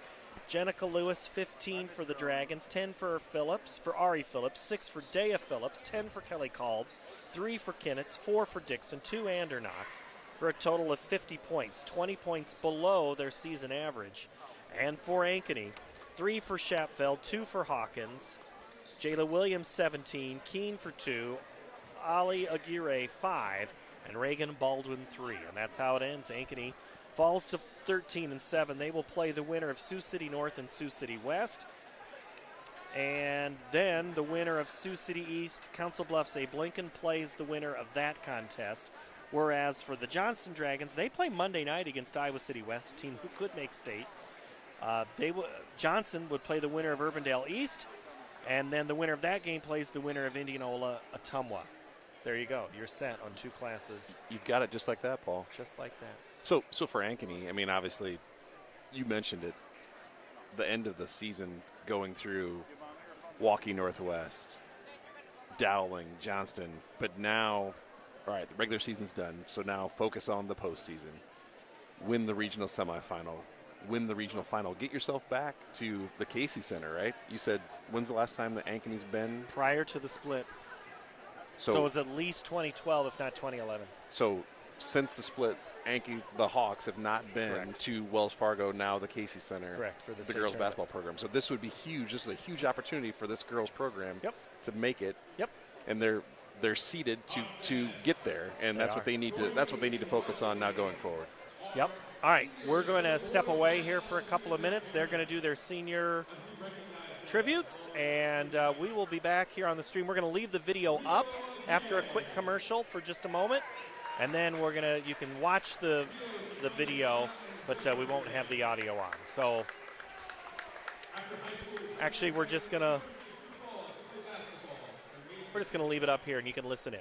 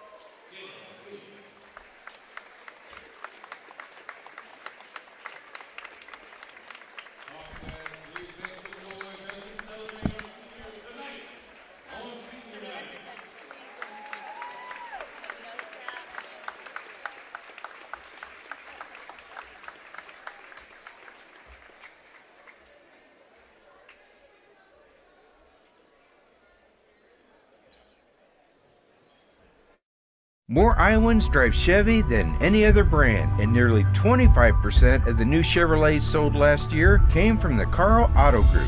Since 1978, we've exceeded expectations with an unbeatable selection and hard work that makes us your dealer for life. Come see why Iowans trust Carl Chevrolet, with locations in Ankeny, Stewart, and Webster City. Your dealer for life. It's the Carl-O-Way.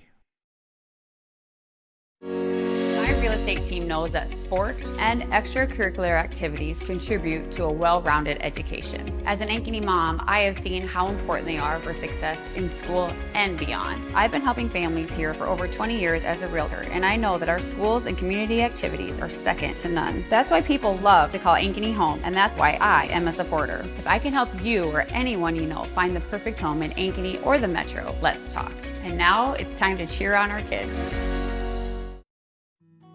At Elk River Contracting, we know a great remodel is a lot like the perfect beard. You can't rush it, and the beauty is in the details most people overlook. Because there are two kinds of contractors, the ones with magnificent beards and the ones you don't hire.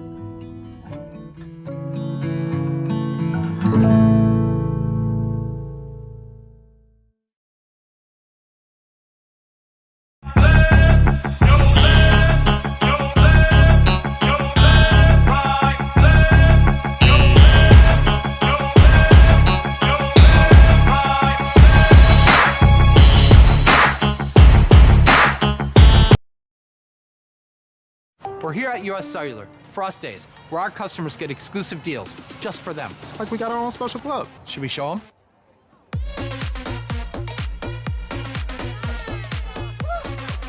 Get $1,200 off any phone plus $500 off any tablet. Us Days at US Cellular.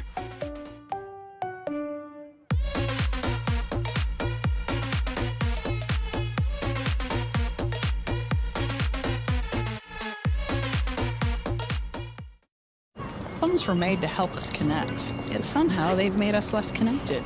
Which is ironic. Don't you think? We try to put our phones down, but we need to pick them up to see the menu. We can't watch something without also watching something else. Ironic. Ironic. But look, here's a phone company who wants you to use your phone less. That's ironic. Yeah, but in a good way. Let's find us again with Us Mode. US Cellular, built for us. Traffic jam. Ugh, and I'm already late.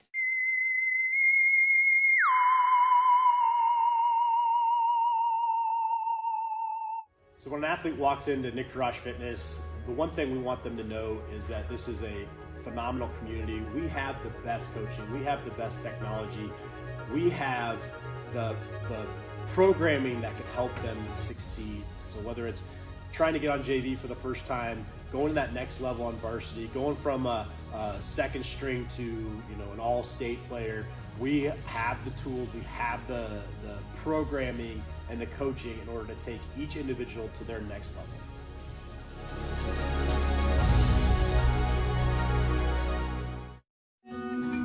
What if you could create memories that would last a lifetime? That would be pretty cool. Well, now you can.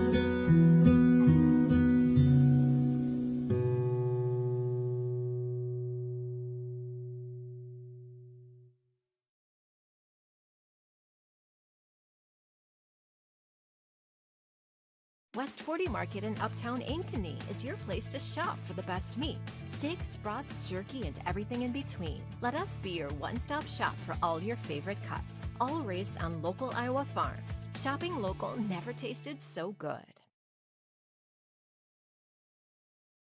More Iowans drive Chevy than any other brand, and nearly 25% of the new Chevrolets sold last year came from the Carl Auto Group. Since 1978, we've exceeded expectations with an unbeatable selection and hard work that makes us your dealer for life. Come see why Iowans trust Carl Chevrolet, with locations in Ankeny, Stewart, and Webster City. Your dealer for life. It's the Carl-O-Way.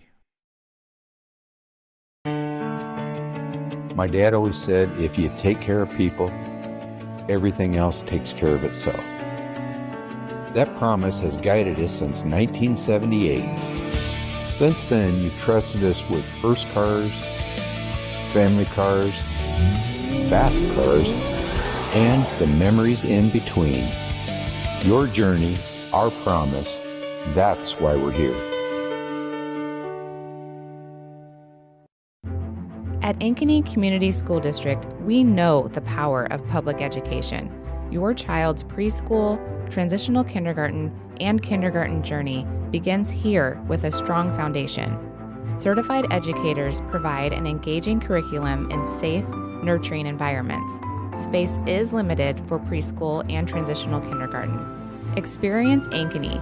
Preschool is free, and the strong start we provide your little learner is priceless. All the pets in Ankeny can't wait to see us at Heart of Ankeny Animal Hospital.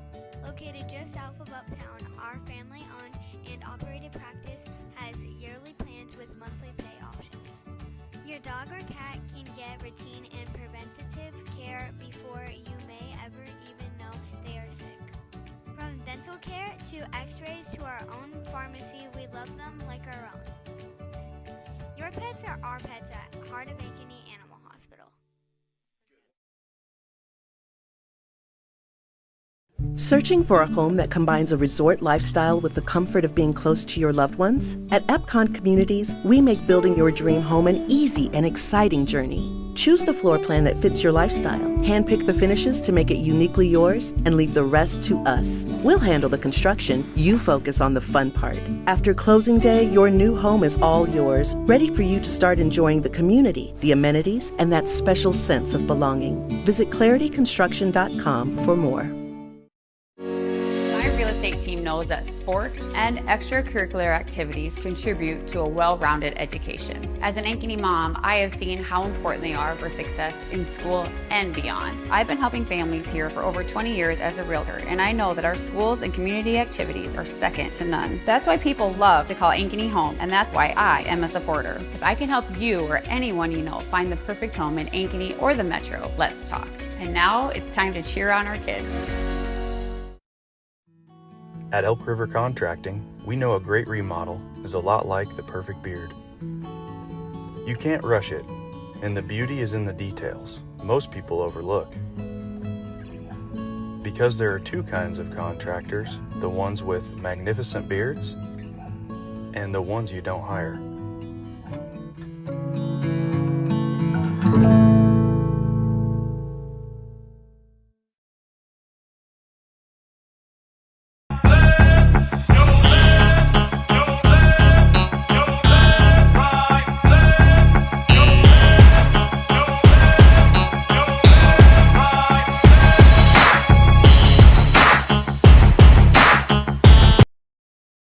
We're here at US Cellular, Frost Days, where our customers get exclusive deals just for them. It's like we got our own special club. Should we show them?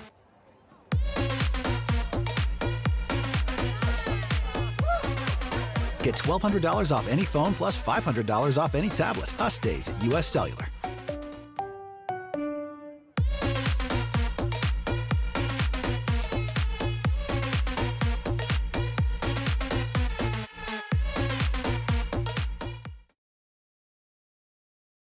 Phones were made to help us connect, yet somehow they've made us less connected. Which is ironic. Don't you think? We try to put our phones down, but we need to pick them up to see the menu. We can't watch something without also watching something else. Ironic. Ironic. But look, here's a phone company who wants you to use your phone less. That's ironic. Yeah, but in a good way. Let's find us again with Us Mode. US Cellular, built for us. Traffic jam. Ugh, and I'm already late.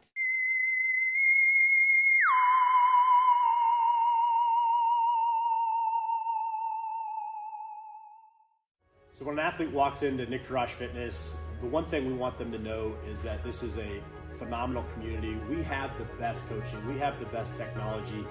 We have the programming that can help them succeed. So whether it's trying to get on JV for the first time, going to that next level on varsity, going from a second string to an all-state player, we have the tools, we have the programming and the coaching in order to take each individual to their next level.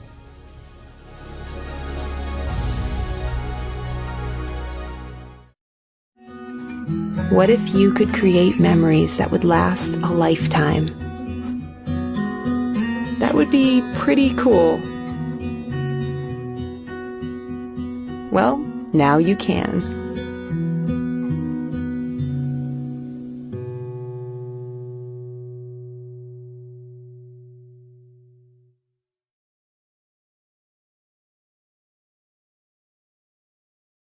West 40 Market in Uptown Ankeny is your place to shop for the best meats. Steaks, brats, jerky, and everything in between. Let us be your one-stop shop for all your favorite cuts. All raised on local Iowa farms. Shopping local never tasted so good.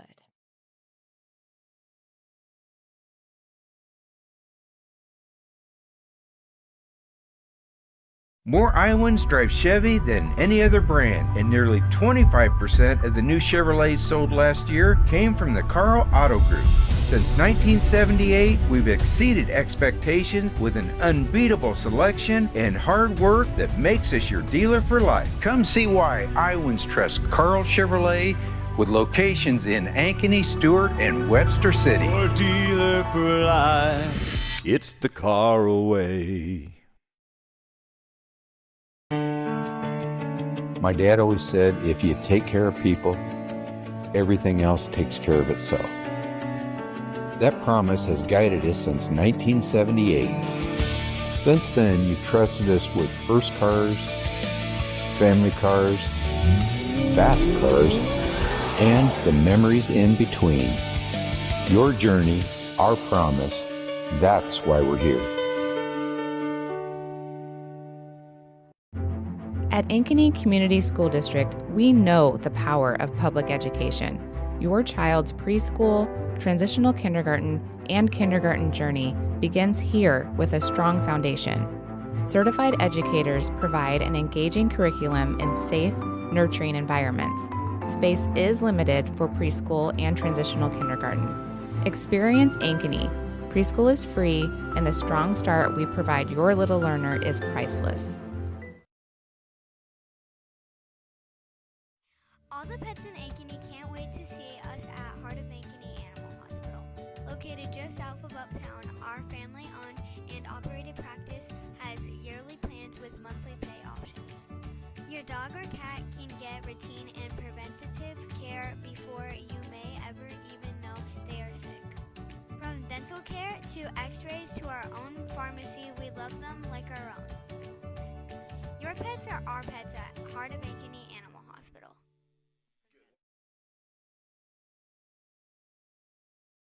Searching for a home that combines a resort lifestyle with the comfort of being close to your loved ones? At Epcon Communities, we make building your dream home an easy and exciting journey. Choose the floor plan that fits your lifestyle, handpick the finishes to make it uniquely yours, and leave the rest to us. We'll handle the construction, you focus on the fun part. After closing day, your new home is all yours, ready for you to start enjoying the community, the amenities, and that special sense of belonging. Visit clarityconstruction.com for more.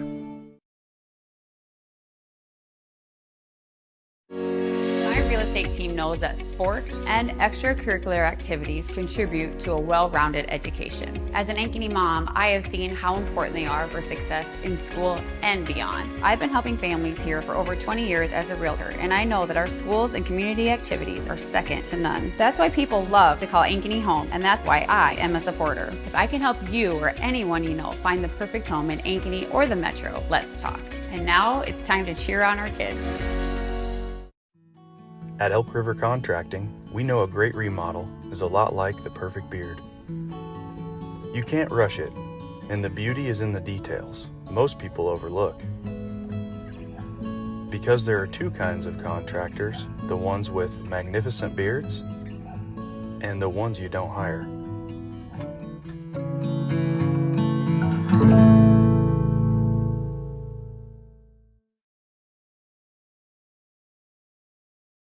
We're here at US Cellular, Frost Days, where our customers get exclusive deals just for them. It's like we got our own special club. Should we show them?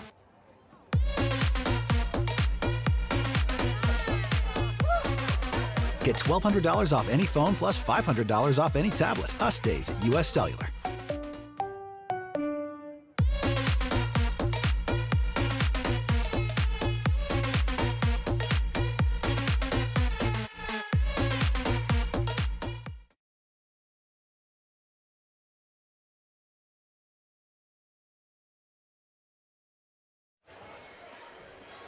Good evening and welcome to our second game of our doubleheader tonight between Johnston and Ankeny from Ankeny High School in this CIML action regular season.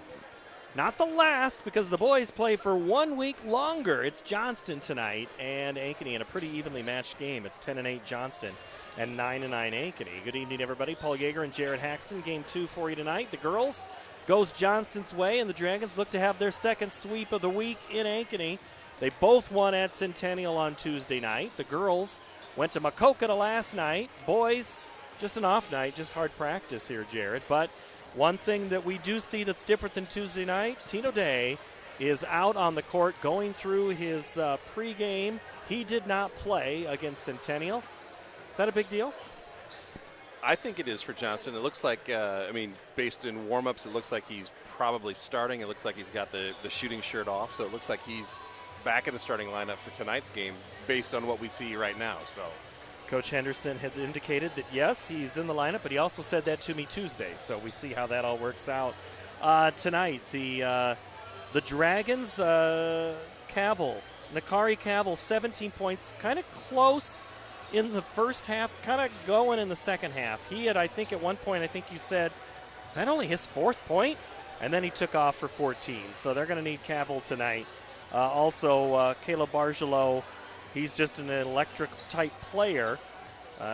Joshua Jenkins, though, picked up the slack the other night. He had 17 against Centennial. And Jaden Hauser was very impressive off the bench, I think, on Tuesday night for the Dragons.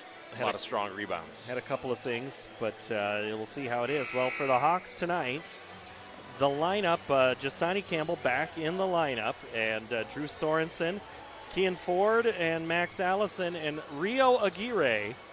He has now crossed the 1,000-point threshold, and he was honored after the seniors were honored. So he walked with his parents, went back in, actually basically just kind of turned around, and then was noted for his latest achievement. So big game for him. Aguirre is always the top of everybody's scouting report, and it should be no different tonight. Jared, you haven't had a chance to really see Rio play, but it's going to be fun to see. Averaging, almost 18 points per game? Yeah. So strong player, obviously, for the Hawks.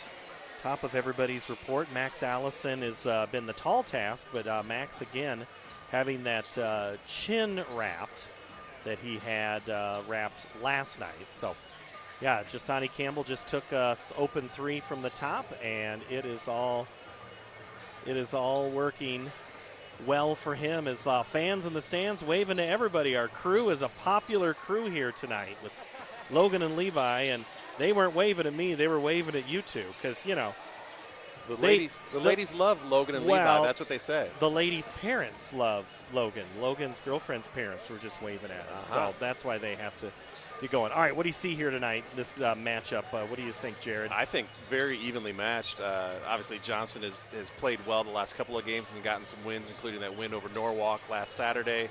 Ankeny's played very tough teams in the CIML here in the last week. Dowling last Friday, Waukee Northwest on Tuesday. Last night, a tough road game with Urbandale. So they've had some tough games here the last couple of nights out, but this is a winnable game for both teams and an important game for both teams as we come down the stretch. Dragons have won 5 of their last 6. The Hawks have fallen 3 of their last 4 contests. Their only win coming against Cedar Rapids Kennedy last week. So, as the two teams head to their benches and we get ready, we'll dim the lights and get ready to play earlier tonight. Some big contests around the CIML. We'll update you with some scores here in a little bit. CISN is your place for live streaming here in Central Iowa. And we've got the game on the north side, Southeast Polk and Centennial. Also, Waukee Northwest and Dowling. Both the girls and boys games should be very, very good. The girls game pretty darn good there for a long time tonight, and the boys game should be no different tonight. So the Dragons will be in their black. You'll hear their introductions, and then you'll hear the Ankeny Hawks in their white. So let's go back down courtside as we get ready for this CIML Friday night special here, completing our game number 2 of our doubleheader.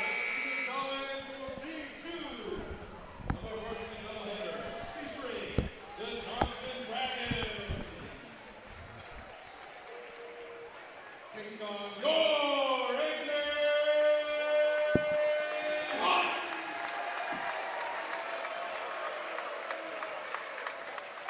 The game begins. The runners in charge are Jason Milan, Scott Cope, and Brent Darren. The Dragons are led by head coach Courtney Henderson, assistant coaches Chris Kruger, Ryan Miller, Robert Spear, and Justin Redden. Starting lineup for the Dragons. At guard, 5'11" junior, number 1, Nakari Campbell.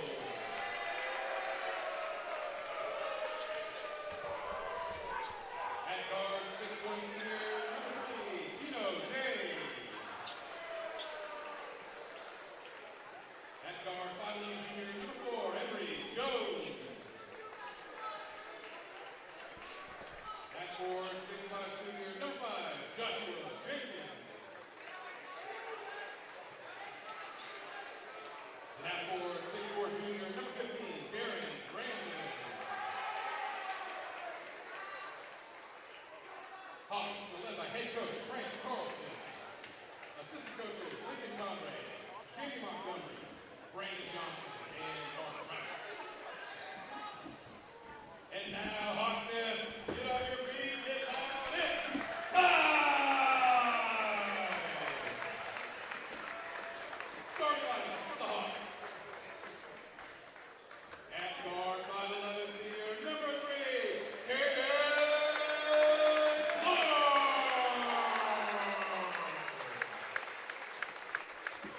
At forward, 6'2" senior, number 43, Drew Sorensen.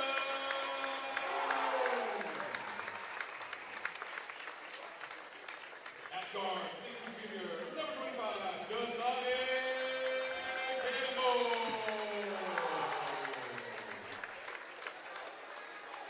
At forward, 6'3" senior, number 35, Rio Aguirre. And at center, 7'1" senior, number 53, Max Allison.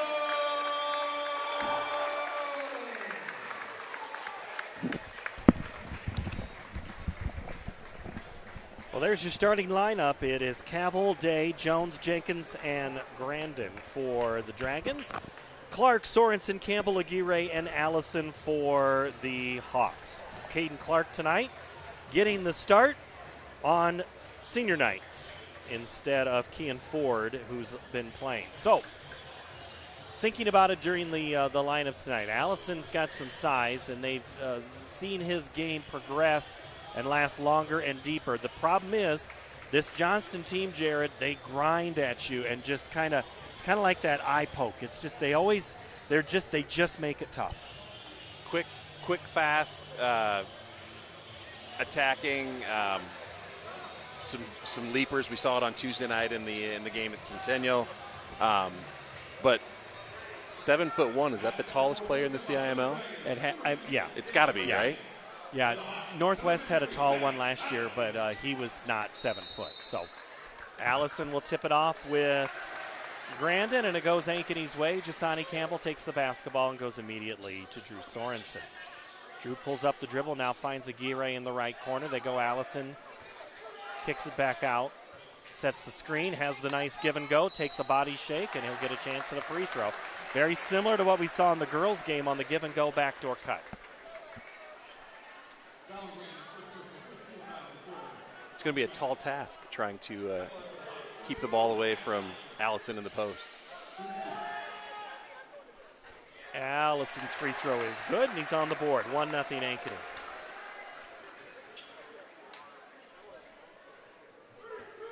He'll get a second here. 17 seconds into the ballgame. That one falls short, and the rebound comes down to Jenkins for the Dragons. And that first foul on Grandin fouled out on Tuesday night. A lot of fouls called there for a while, yep. right? And that was, I think he fouled out he had 2 fouls. Jenkins, big three from the top of the key. 3-1 Dragons. Campbell cut off by Day.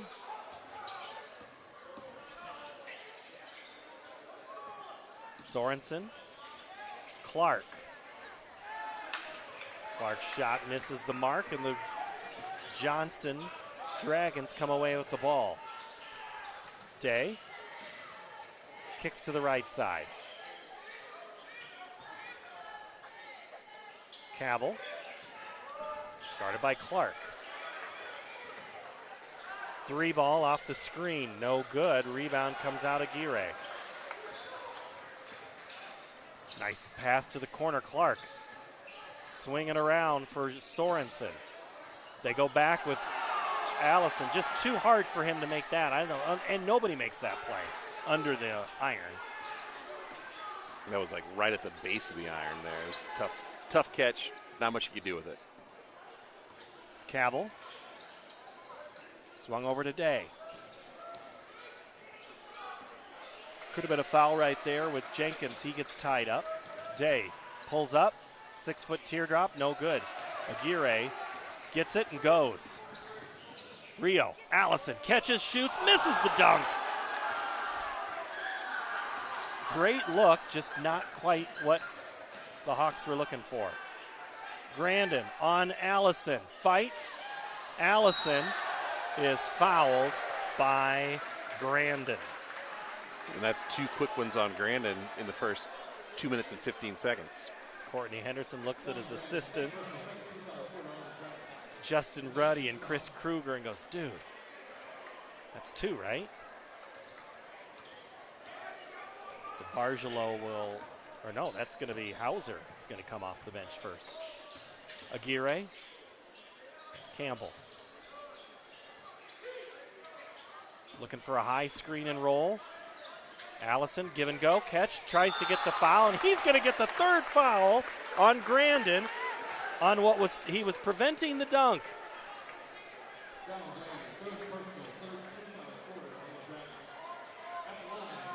He had one job, not to pick up the 3rd foul.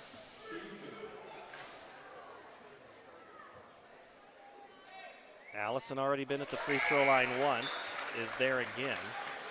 He has both of Ankony's points, 3-2. Frustrating start for Grandin. Got to write that down. 5:24 first quarter. Allison misses the 2nd, so he's 2 of 4 on the game. 3-2 Dragons. Hauser just checks into the ball game, sets the screen for Day. Not there, he gets it on the block. Now pulls it out to the wing. Aguirre on the right end of that save. Aguirre goes left, gets it up on Day. The glass is slapped, no call. It'll stay with Ankeny. If you don't get the anything called, you do hurt your hand. And I thought in the college game that might be a goaltending call if you do that, but maybe it's not in the high school game.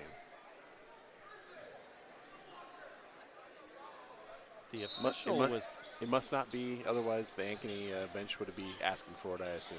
Jasani Campbell's 3 is no good. Good rebound position, Cavil. He clears. Jones goes on Campbell. Spin it away. Jasani pokes it free. Turnover Johnston.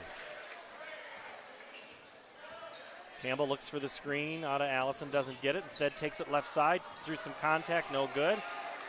Allison gives a hack at it, as does Clark, but clearing it is Jenkins. Strong rebound by Jenkins. Nice move, Day to the hole, leaves it for Hauser. And the shot is blocked. We've got bodies down low. 4-on-4 on the right end. Aguirre's 3, good. We have a whistle. We're good. We just had 2 players tied up. Jason Allens and Scott Cook and Brent Behrens had to sort that out for a moment. Allison goes out, coming in as Cale Roush on the Heart of Ankeny Animal Hospital substitution. Ankeny had 6 guys on the, or Johnson had 6 guys on the court for there, but no technical. In football, you'd snap it, right? Cavil's 18-footer, no good. Aguirre, the rebound. Ankeny with a 2-point lead on Aguirre's 3. Roush kicks it. Campbell, baseline. Has his man beat, but it's They're going to say Day got him on the arm. Looked pretty clean from our vantage point, but you and I, Jared, are quite a ways away. Must have been maybe with a body. And that's what Courtney Henderson, I think, is saying, too. Jasani Campbell at the free throw line. 3:48 to go first quarter. Low scoring affair as Campbell gets the first. Hawks played last night at Urbandale. That girls contest in the varsity side was at the Casey Center last Saturday. Boys had to play last night. As Campbell hits a pair. Ankeny extends their lead to 4. Cavill harassed by Clark. Now to Bargelot, who's into the ballgame. Bargelot spins, gets Sorensen in the air, but no foul. Ripped away by the quarterback, Cale Roush.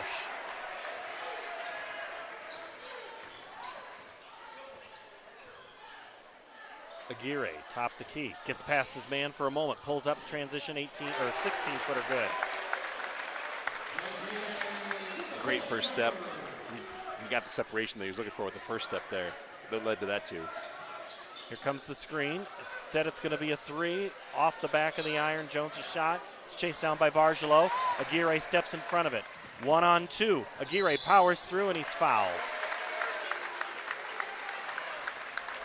And right now, Jared, Johnston looks like the team that played last night and not Ankeny.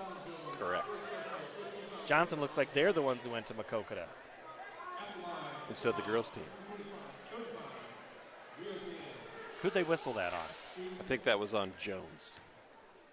So that is his first as Aguirre hits the first. 6 for Rio.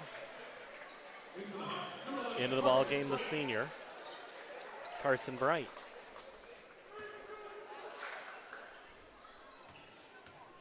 Out goes Clark. Second shot's good. Rio now has 7 of his team's 11 points. The advantage is 8. Cavill, nice give to Bargelot, but he was trying to get it to Hauser instead.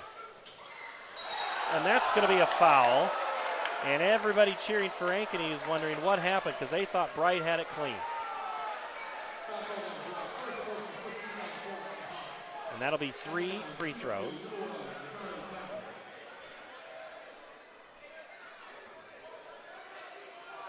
Coach Carlson and Bright are chatting with an official in the middle as Cavill hits the first. Coach Carlson says, we're good, we're good.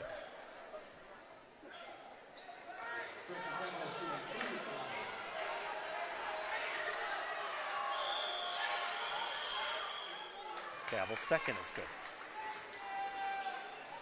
Nakari averages 17 points. Sometimes just getting some free throws is all you need to get you going. As he looks to pull this within 5 and does. Johnston needed those points to kind of calm things down. Being down 11-3, now to get it back to just a 5-point deficit. Bright saves it. Back to Campbell. Sorensen. Aguirre.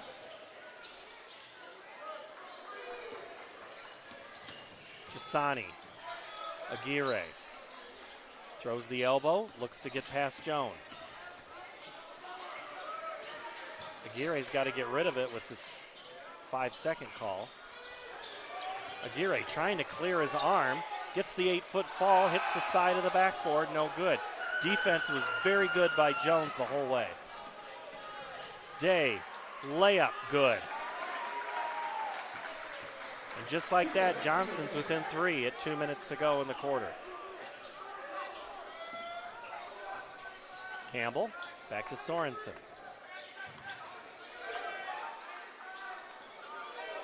Bright in front of the bench.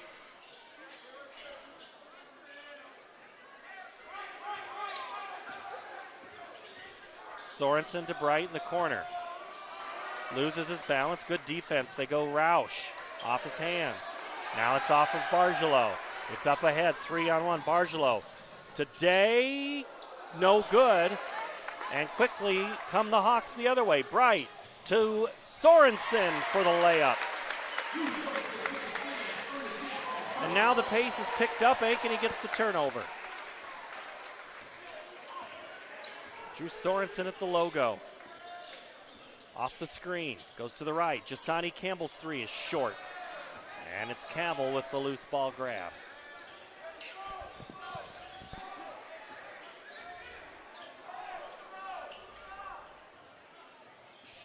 Jones, Bargelot. Now Day left wing.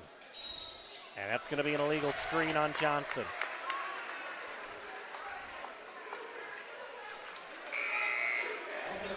Kean Ford back in, as is Max Allison. Going to the bench, Roush. And Sorensen at the 45-second mark. Bright is also out, and Samuel Cowart getting some minutes now.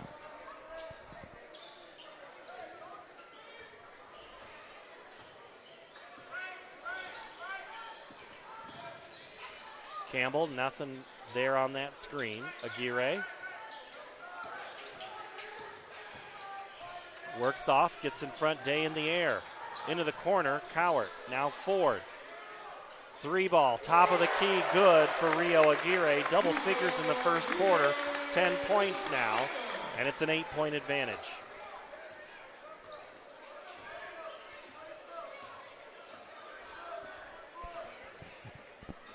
Cavil at the logo, gets by Cowart, goes up and count the points and a foul. Huge drive by Cavil there. And the foul. Things are starting to get sideways for Johnson being down 8 there, and to get that bucket, calm things down. So Cavil on the free throw, he had the 1, 2, 3, 4, 5, now 6. Jared, what am I thinking? 1, 2, 3, 4, 5, 6, 7, 8, 9, 10, 11, 12. Aguirre at the buzzer falls short. This Electric Company lesson is brought to you by the number 16 for Ankeny and 11 for Johnston. We've played one quarter here on the Ankeny Activities Network, built by the Daniel Seifert Real Estate Team and the Carl Chevrolet family of networks. More Iowans drive Chevy than any other brand, and nearly 25% of the new Chevrolets sold last year came from the Carl Auto Group. Since 1978, we've exceeded expectations with an unbeatable selection and hard work that makes us your dealer for life. Come see why Iowans trust Carl Chevrolet, with locations in Ankeny, Stewart, and Webster City. Your dealer for life. It's the Caraway.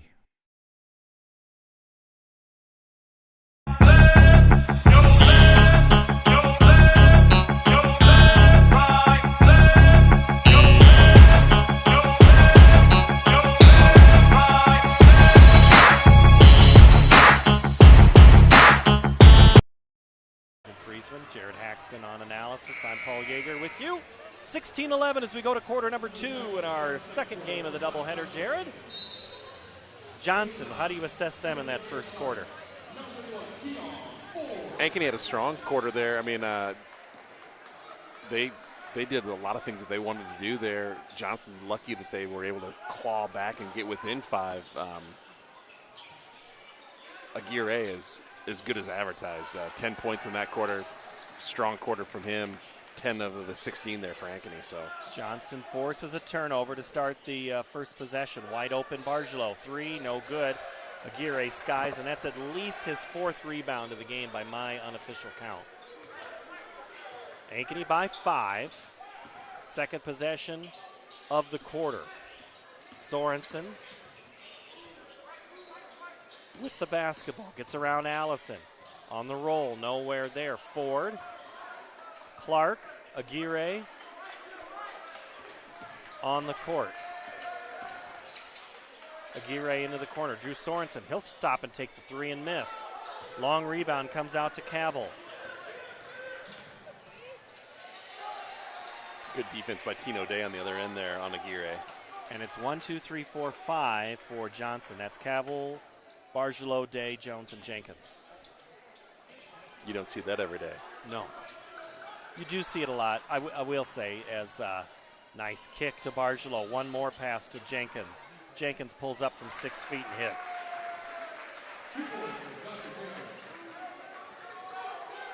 As you see it in football more and more, these guys, the varsity seniors, all take the small numbers.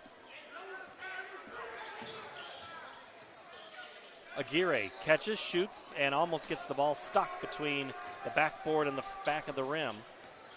Loose ball comes to Johnson. Nice extra gear by Jones, blocked by Allison. That gets the fans going on the home side. 7'1" came in and swatted it away. Like I said, Allison's minutes have been growing as the year goes on. He's setting a couple of double screens. Aguirre, he'll shoot it from NBA range and hit. That was pretty. Rio now with 13. 6-point lead for the Hawks. Bargelot, now Jenkins. Cavil around the screen, inside the three, hits. Timeout Ankeny. That was a big bucket for Cavil over the 7'1" Allison, who's coming out there on him. So Ankeny takes the timeout. You mentioned certain things. Yeah, the official's telling Johnston, you can't sit down, it's a 30-second timeout. We want to keep this game moving.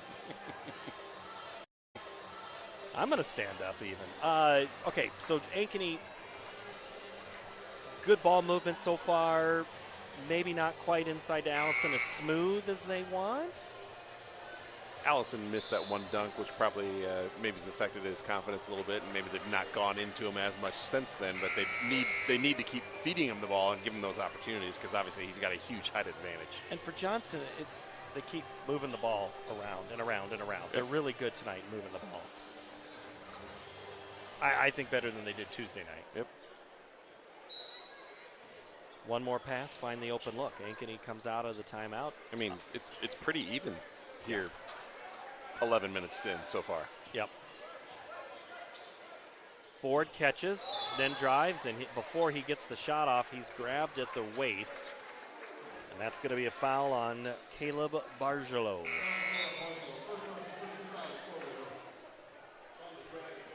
Jasani Campbell in.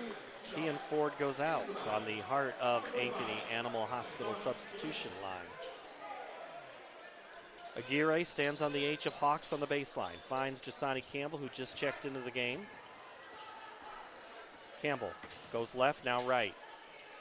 Sorensen, Clark. Aguirre looks to shake. No bake. Sorensen. Off the screen. Sorensen.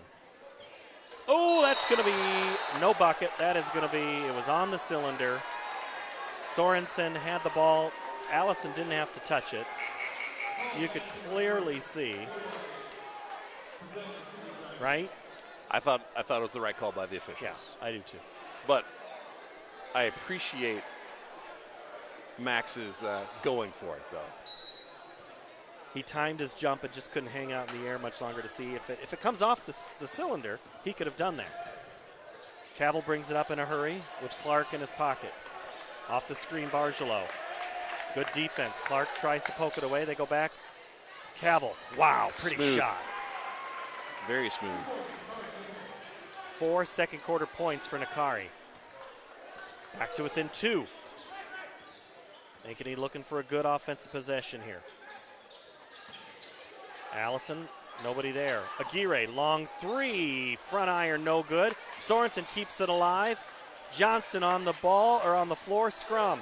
Campbell challenging Cavil, and he's going to be called for the foul. And that'll bring the students out of hibernation.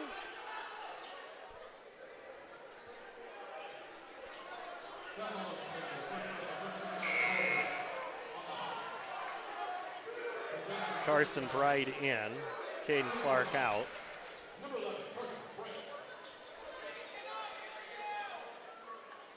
Johnston ball, they can tie it on this possession or take the lead with a 3. Cavil struggles to get the ball in. That's going to be a foul on the newly checked in Bright. He was in Cavil's, well, we can't quite say what there used to be a term for that. You're inside of. some piece of clothing. That's Still a term we just can't repeat it. Just don't say it as often as you used to, but you can know what I'm saying. Mm-hmm. Cavil gets the basketball back. Off the screen. Goes back wide open. Jenkins 3. Falls off to the side. And that's going to be what? Technical? I think we got guys jarred. What do we got? It's going to be on Jenkins on a hold going down the court, I think. Did somebody break away maybe and they thought they were going to get a dunk?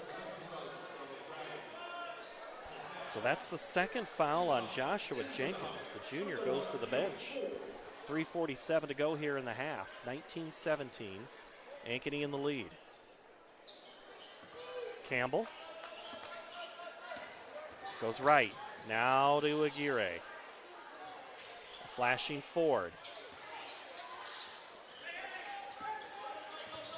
Campbell pulls up. Back to Sorensen. Looking for Aguirre. He is being held. I think they're going to get Campbell on holding Aguirre. There was kind of like a arm hold in there. Little hook and hold. There you go. We'd review that in college, right? To see if there's a little extra. Cutting Jasani Campbell scores. Excellent out of bounds play.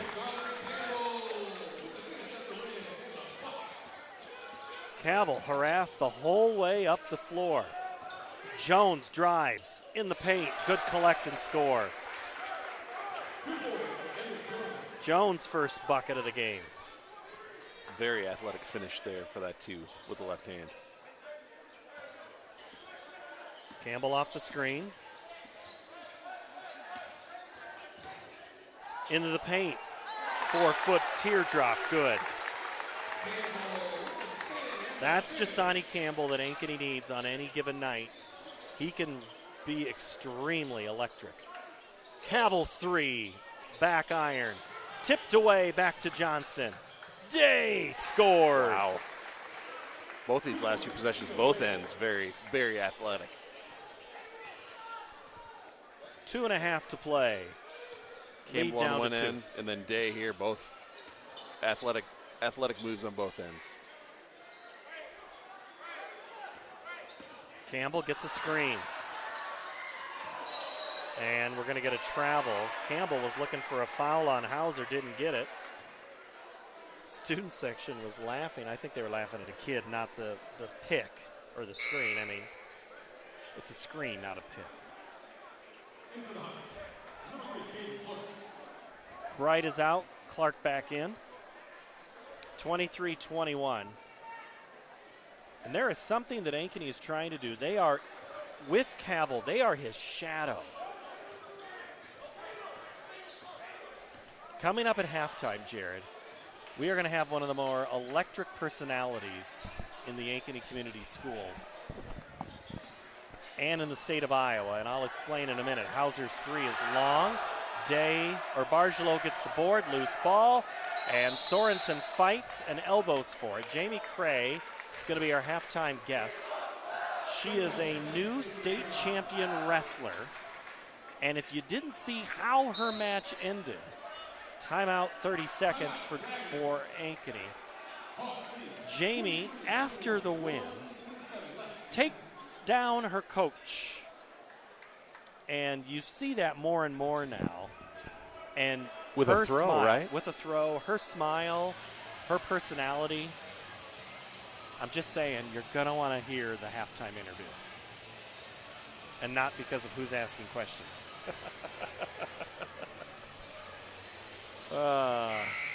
So I see Jamie, she's got her championship pink shirt. That's what the Iowa Girls High School Athletic Union does. Did the program have, did they have 2 champions? They had 2.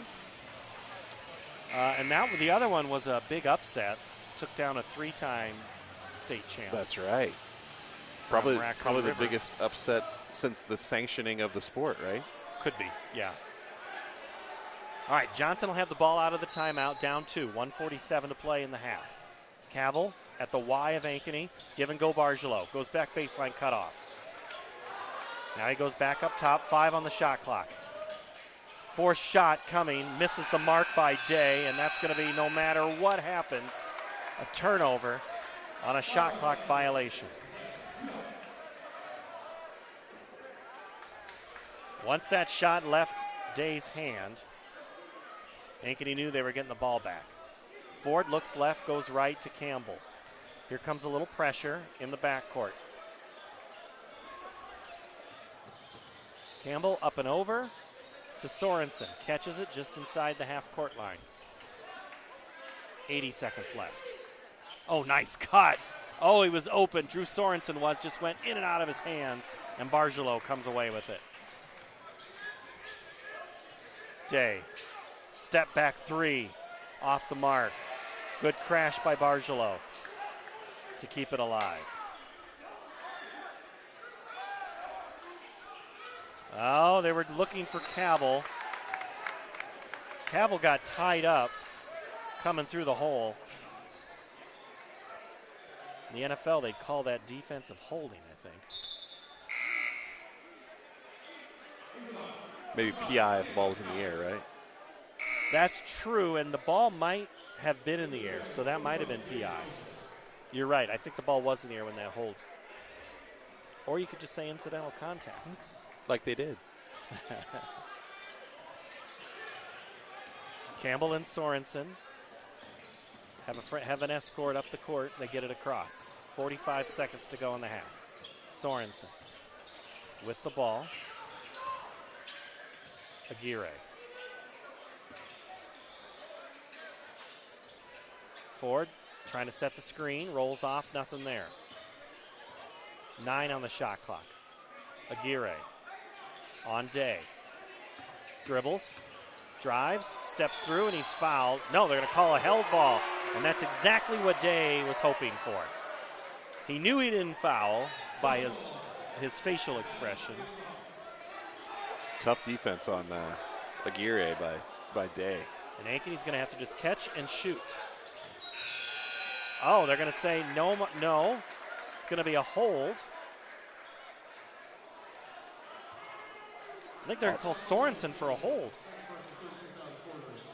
No, they're calling Campbell. So Ankeny turns it over on the foul. Ankeny has a 2-point lead, 21 seconds left here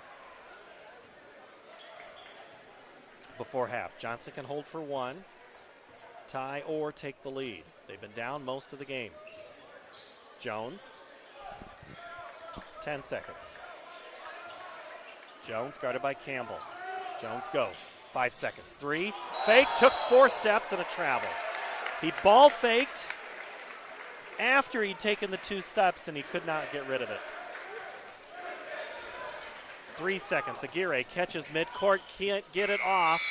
Great defense by Johnston to prevent that shot.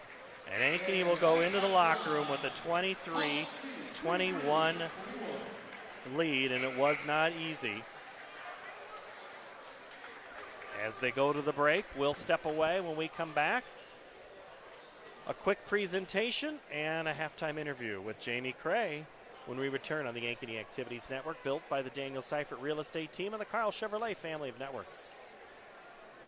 My real estate team knows that sports and extracurricular activities contribute to a well-rounded education. As an Ankeny mom, I have seen how important they are for success in school and beyond. I've been helping families here for over 20 years as a realtor, and I know that our schools and community activities are second to none. That's why people love to call Ankeny home, and that's why I am a supporter. If I can help you or anyone you know find the perfect home in Ankeny or the Metro, let's talk. And now it's time to cheer on our kids.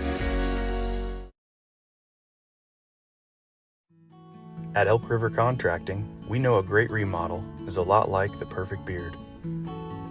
You can't rush it, and the beauty is in the details most people overlook. Because there are 2 kinds of contractors, the ones with magnificent beards and the ones you don't hire.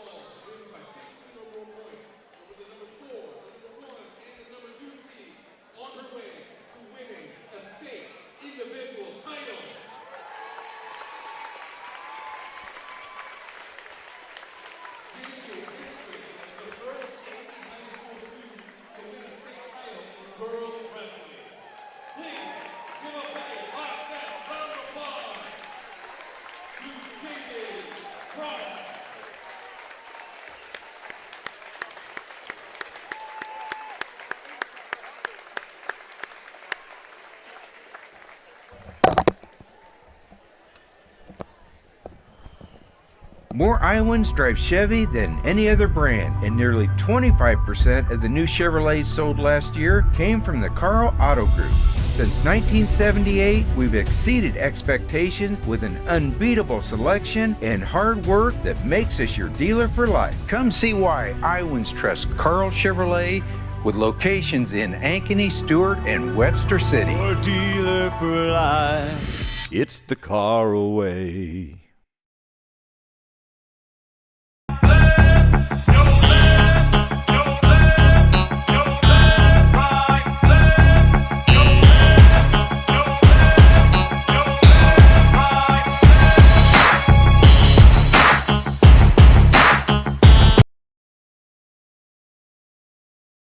We're here at US Cellular, Frost Days, where our customers get exclusive deals just for them. It's like we got our own special club. Should we show them?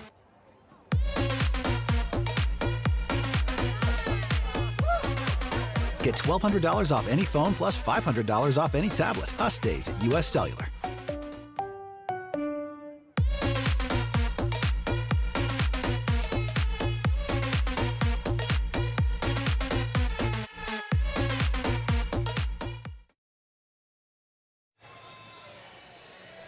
It's not every day we get a state champion to come up and join us. Jamie Craw, state champion wrestler. Has that gotten old yet?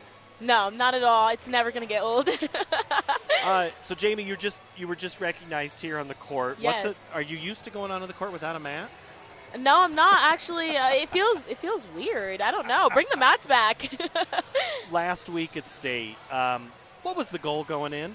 The goal going into state was definitely to win it all. I went into it very confident of the way that I've been wrestling during the off season. So I was like, I got this. Like I've been wrestling and year round, mind you. Like I knew I was gonna go and definitely perform to my best ability. You get to the finals and walk me through that finals match.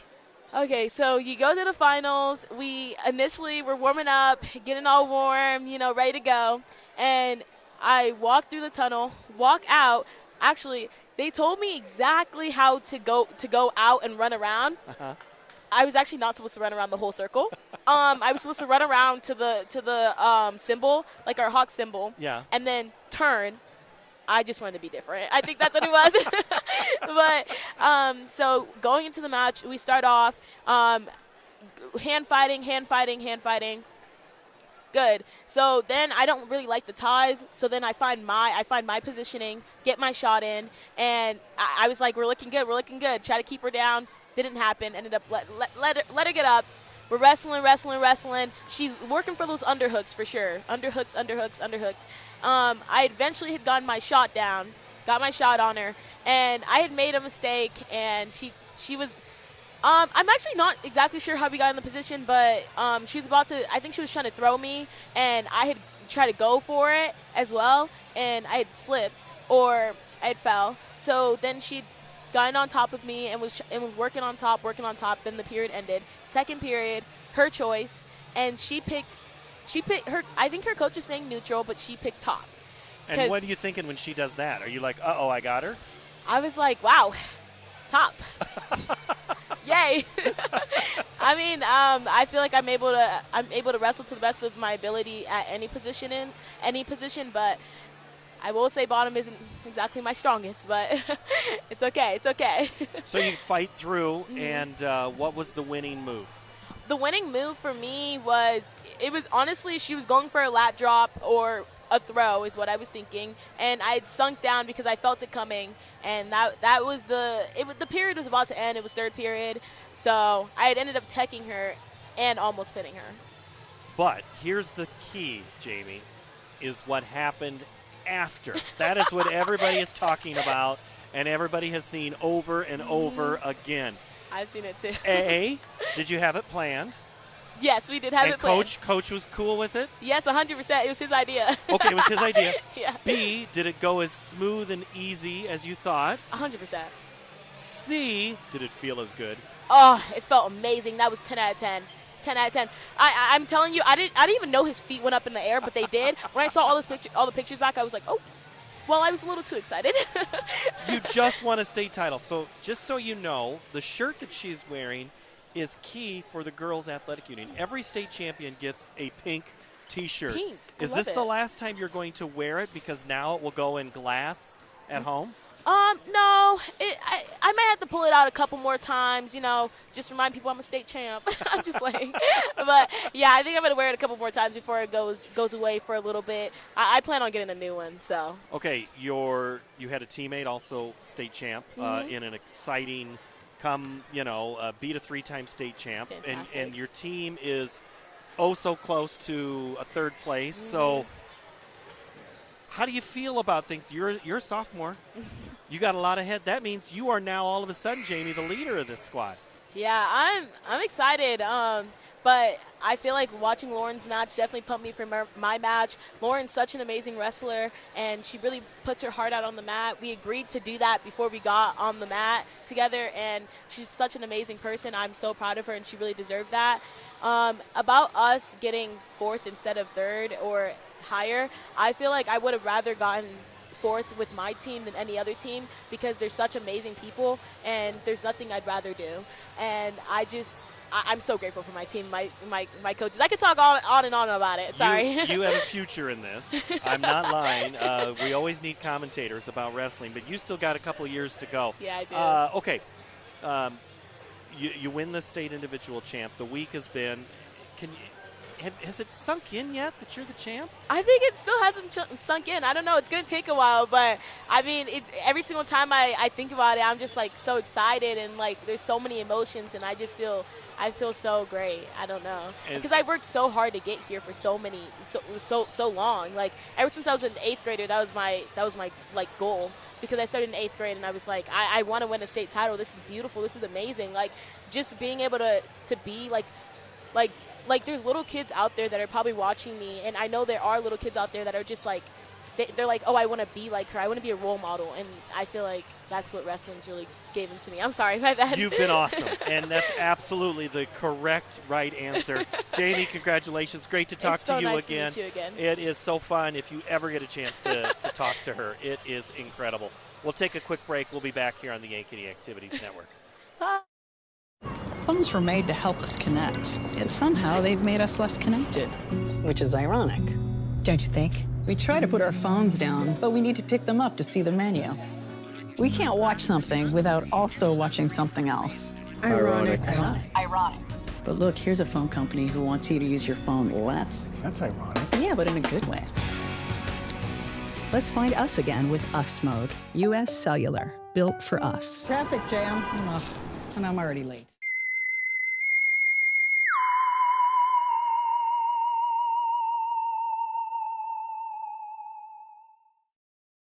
So when an athlete walks into Nick Garage Fitness, the one thing we want them to know is that this is a phenomenal community. We have the best coaching. We have the best technology. We have the programming that can help them succeed. So whether it's trying to get on JV for the first time, going to that next level on varsity, going from a second string to an all-state player, we have the tools, we have the programming and the coaching in order to take each individual to their next level.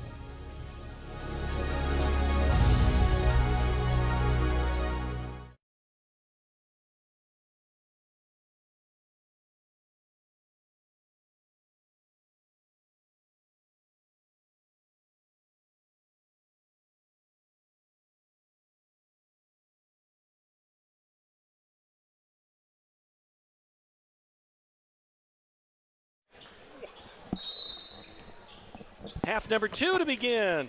Ankeny leads Johnston 23-21. Our thanks to Jamie Craw. Hard not to get excited talking to her. Rio Aguirre was expecting some contact, went through it.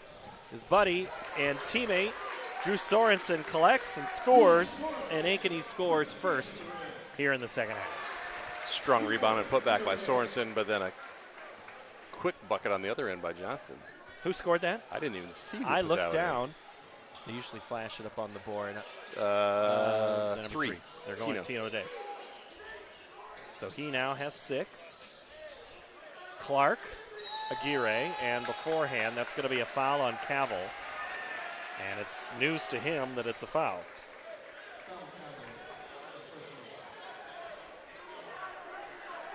Ankeny sends out, let's see, Allison, Sorensen, Clark, Campbell, and Aguirre.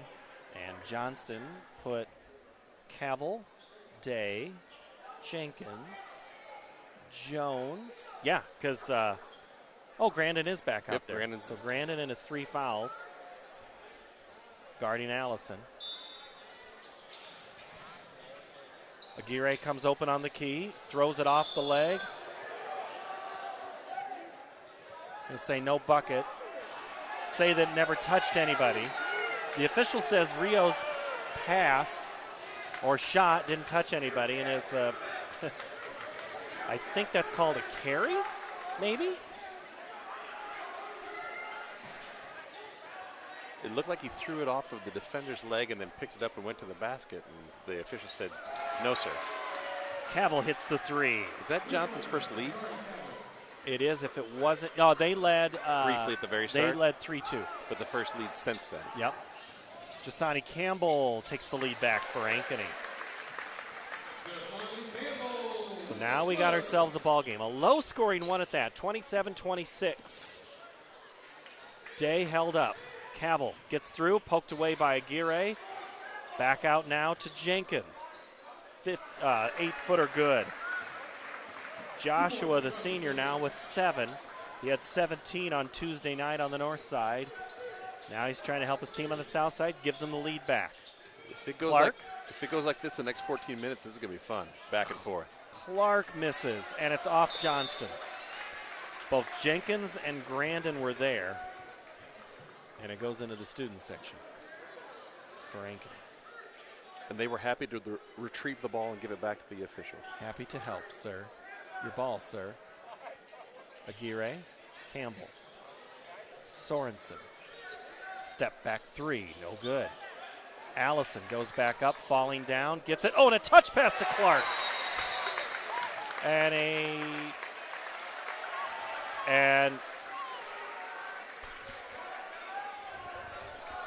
after what?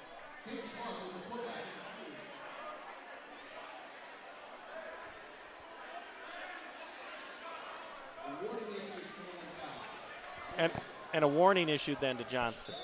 Okay. No technical, but just a warning. Cavil brings it up, grabbed by Clark. Dribbles down, 8-footer, foul.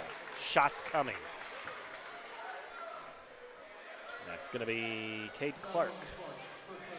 His first, team first. Yeah, if you wanted offense tonight, Jared, this wasn't your place. But entertainment, we're going to get. Now, see, that we have.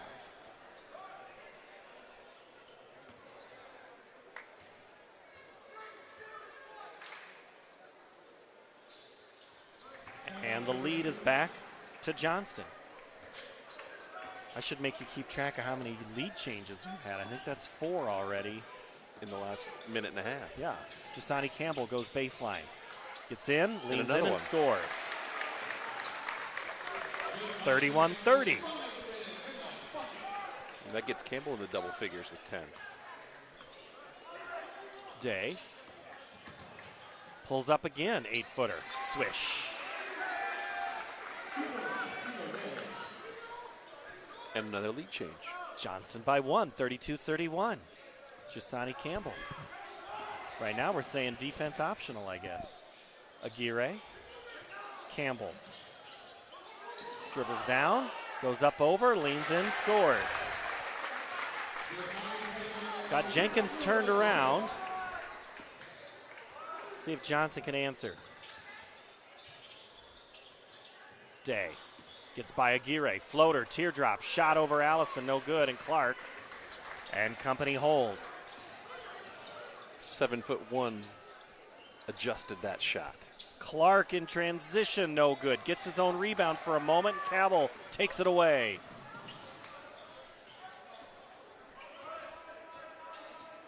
Cavil off the screen.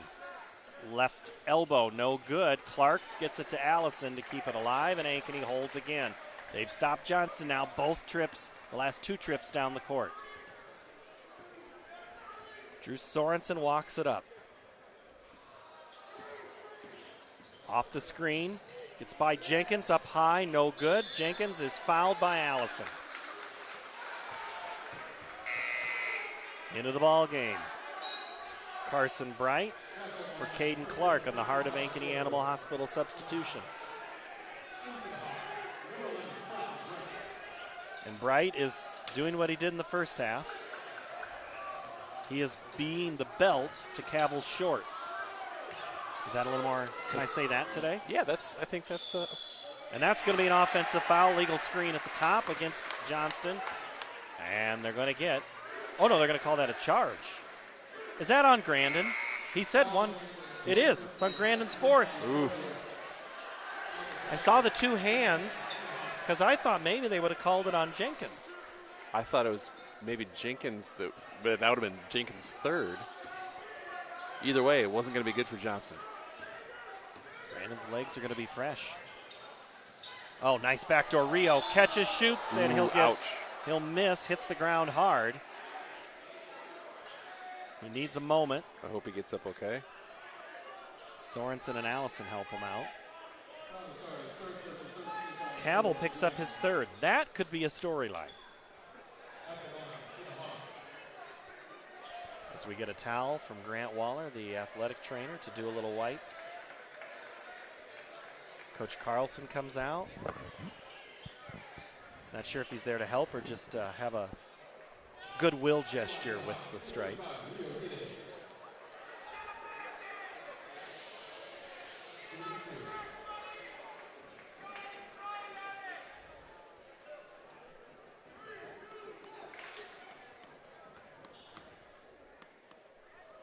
Rio Aguirre at the line misses the front end of the two-shot free throw opportunity. Aguirre had 10 first quarter points, 3 in the second, yet to score here in the third. His team up by 1.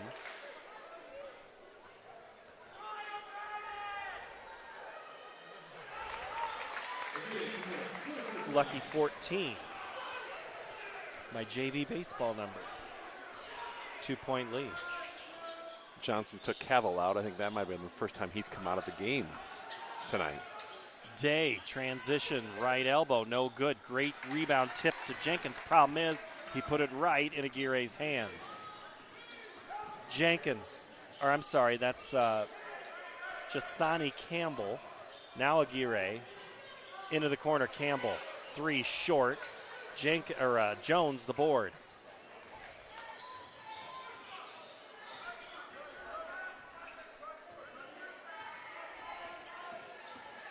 No, nice 3 on the way. Good look by Jones, but it just rattles out. Bright gets the loose ball. Aguirre off the screen, short. Allison tips it. Bright collects about a half a foot from over and back, but keeps it alive for Ankeny. Fancy footwork, kept it short of the half-court line. Drew Sorensen, interior pass to Aguirre. 2 defenders collapse. Allison kicks to Jasani Campbell, left corner, good.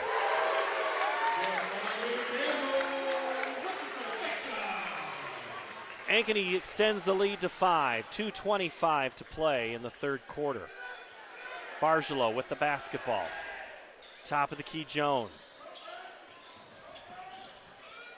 Jenkins goes through, travel. Bright had tied him up cleanly, and that just sent Jenkins off balance to the paint. And now Jasani Campbell is, Bargello's making sure he can't get the ball in, but then quickly takes off. Bargello was going to try some Bright defense. Yeah. He just yelled Bright, and they knew what to do. Aguirre kicks to a cutting Drew Sorensen. Shot blocked by Hauser. Here comes Johnston. Good drive by Day. The teardrop off the high glass. Tino Day. Pretty look. And score.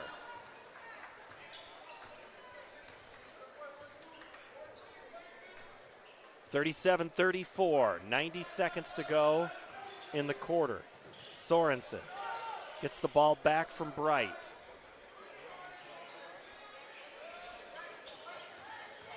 Aguirre drives in, gets to 2. Drew Sorensen 3. Back iron, no good. Jones collects. Day and the Dragons. 3. Good. Oh, that looked good online. It was short. A pass to Day, and he's fouled before the shot.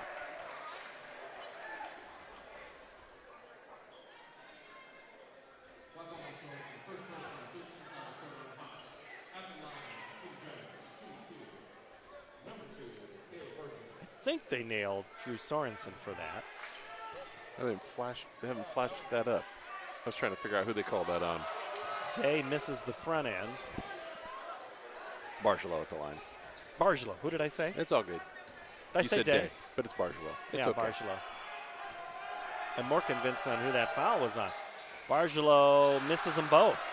Johnston as a team, free throw wise, 71%.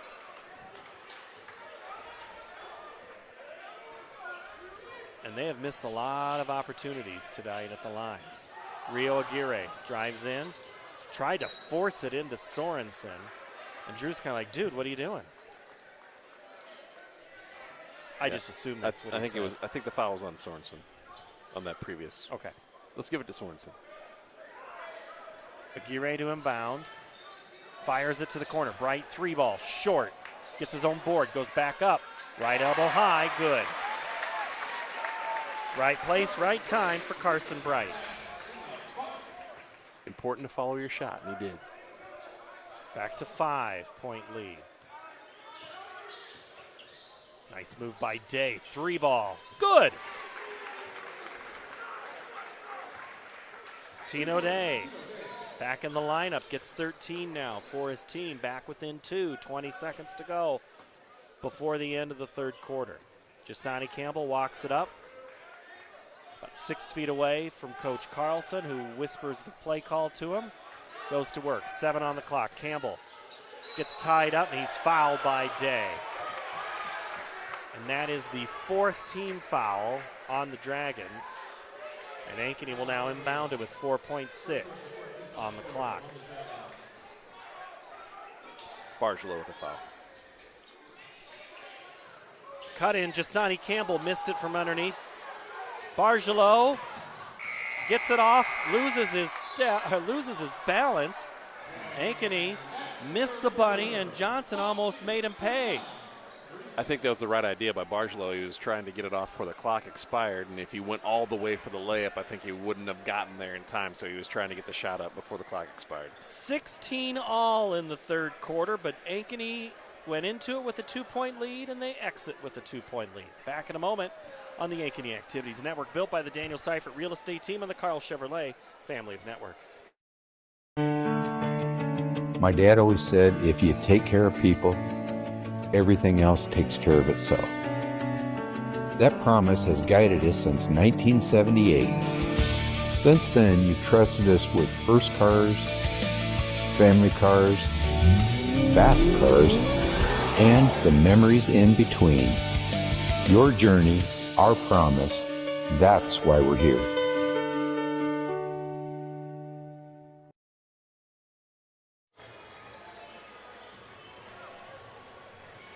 Time for quarter number 4. Ankeny leads 39-37 from Ankeny High School on the Ankeny Activities Network and CISN.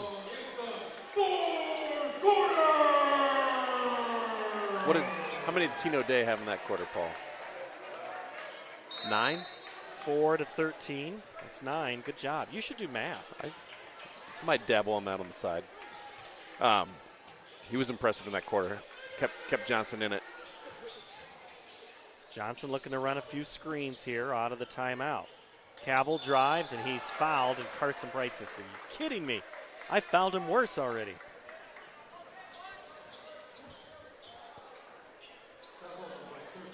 So that'll put Cavill onto the line. 3rd personal for Bright.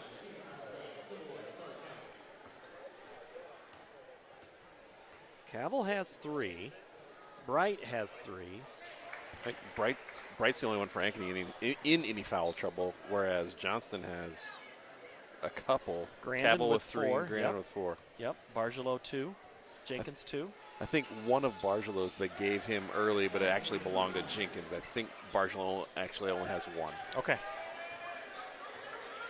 Sorensen and Campbell in the press break. Coach Carlson puts the left and right arms out, indicating some type of stretch, and they go a little too far for Sorensen. And they turn the ball over, do the Hawks. Tied at 39. Johnston can take the lead back. Sits midway through in the third quarter. Nice transition bucket by Cabell. Now with 19. Again, pressure. Campbell drives in. He is fouled. And that one might be on Day.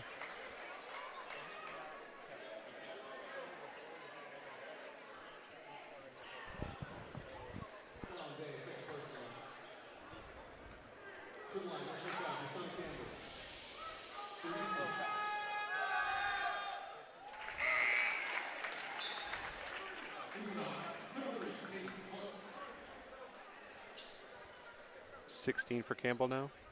With the free throw, yes.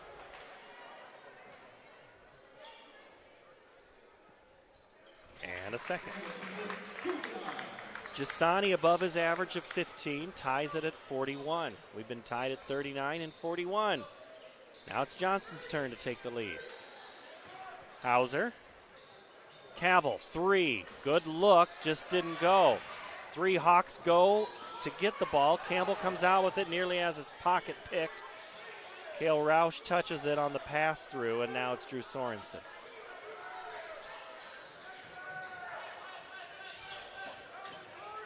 Aguirre, good defense on him. Campbell steps in and out. Jasani. Ooh, Clark thought about it. Steps back, shot clock under 10. Aguirre, 5, launches the 3, hits it. Big bucket for Rio Aguirre, 17 points on a timeout. Ankeny leads by 3 on the Ankeny Activities Network, built by the Daniel Seifert Real Estate Team and the Carl Chevrolet Family of Networks. My real estate team knows that sports and extracurricular activities contribute to a well-rounded education. As an Ankeny mom, I have seen how important they are for success in school and beyond. I've been helping families here for over 20 years as a realtor, and I know that our schools and community activities are second to none. That's why people love to call Ankeny home, and that's why I am a supporter. If I can help you or anyone you know find the perfect home in Ankeny or the Metro, let's talk. And now it's time to cheer on our kids.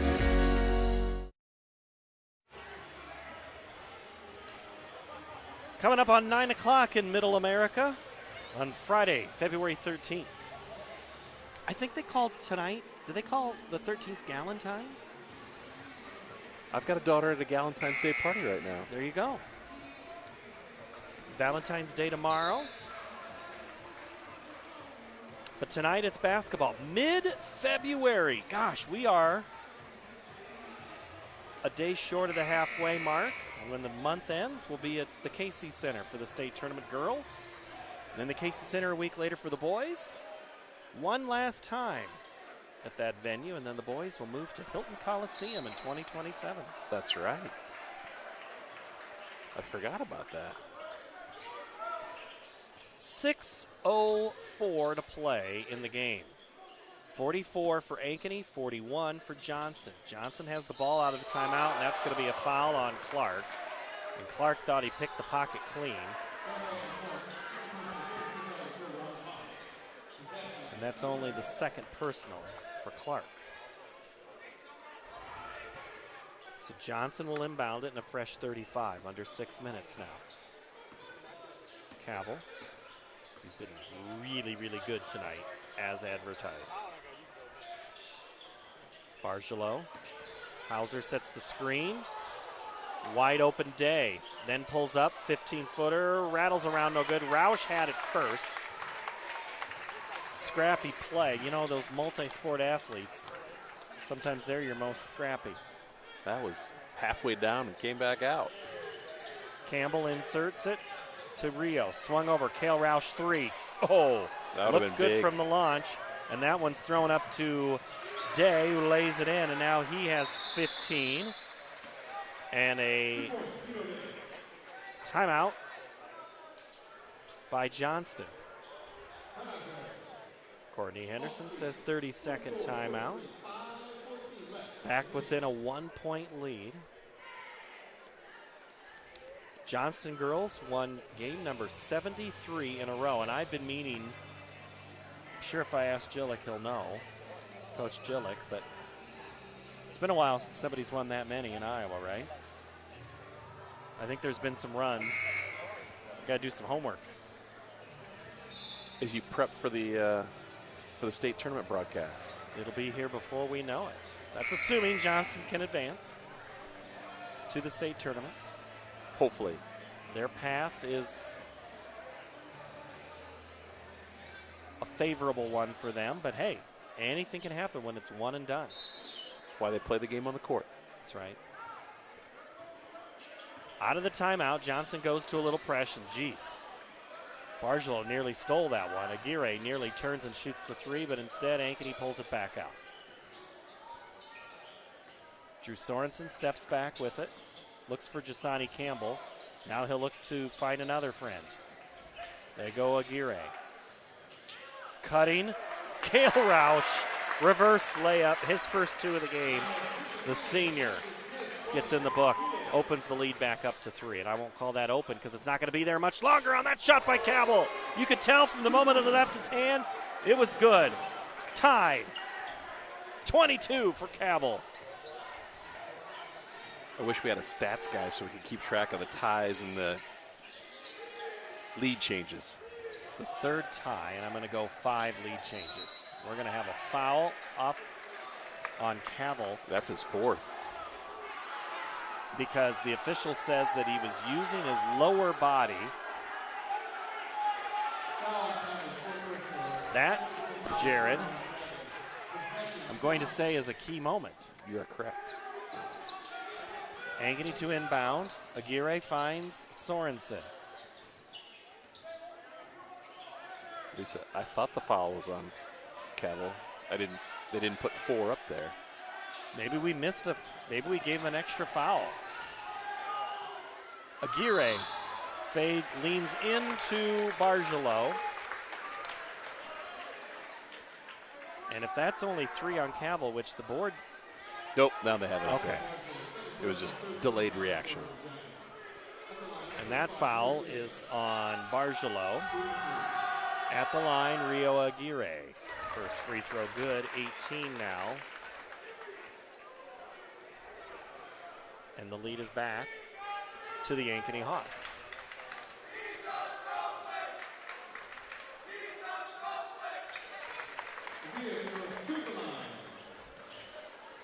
XX for I'm Rio. surprised Johnston's had Jenkins on the bench for this long of time.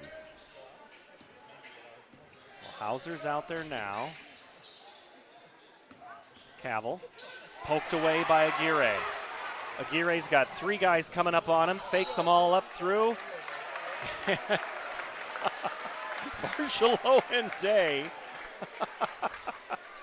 I thought you had him. I'm not mad. Hauser is the one they called for the foul, and that's his 2nd. Rio Aguirre back at the line. Hits it. Ankeny playing like they are a team trying to make some noise in February and March and maybe get back to that state tournament. Same can be said about Johnston.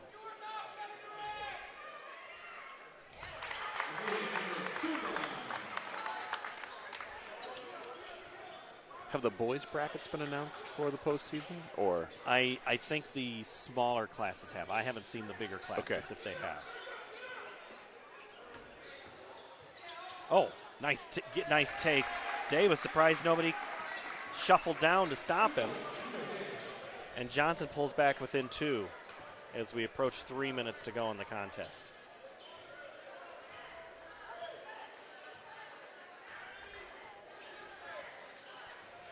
Coach Carlson, now this is the play where Ankeny will sometimes just spread things out and then make a cut. But the very interesting approach here to take some air out of the clock. Shot clock at 10, now Sorensen goes to work. It's Jasani Campbell.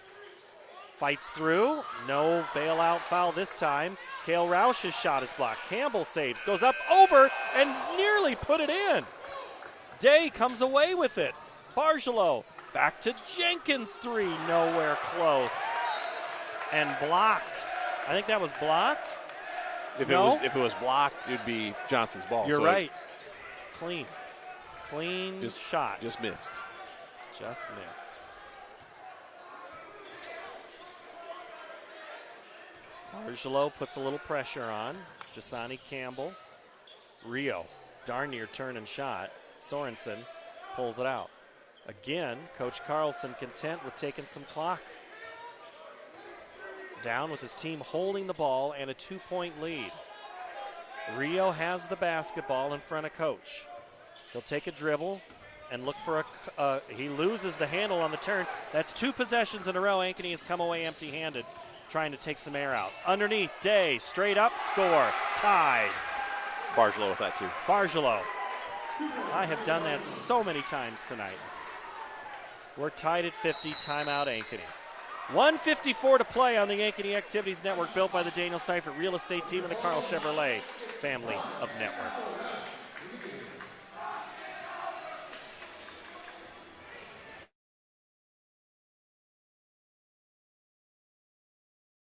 All the pets in Ankeny can't wait to see us at Heart of Ankeny Animal Hospital. Located just south of Uptown, our family-owned and operated practice has yearly plans with monthly pay options. Your dog or cat can get routine and preventative care before you may ever even know they are sick. From dental care to x-rays to our own pharmacy, we love them like our own. Your pets are our pets at Heart of Ankeny Animal Hospital.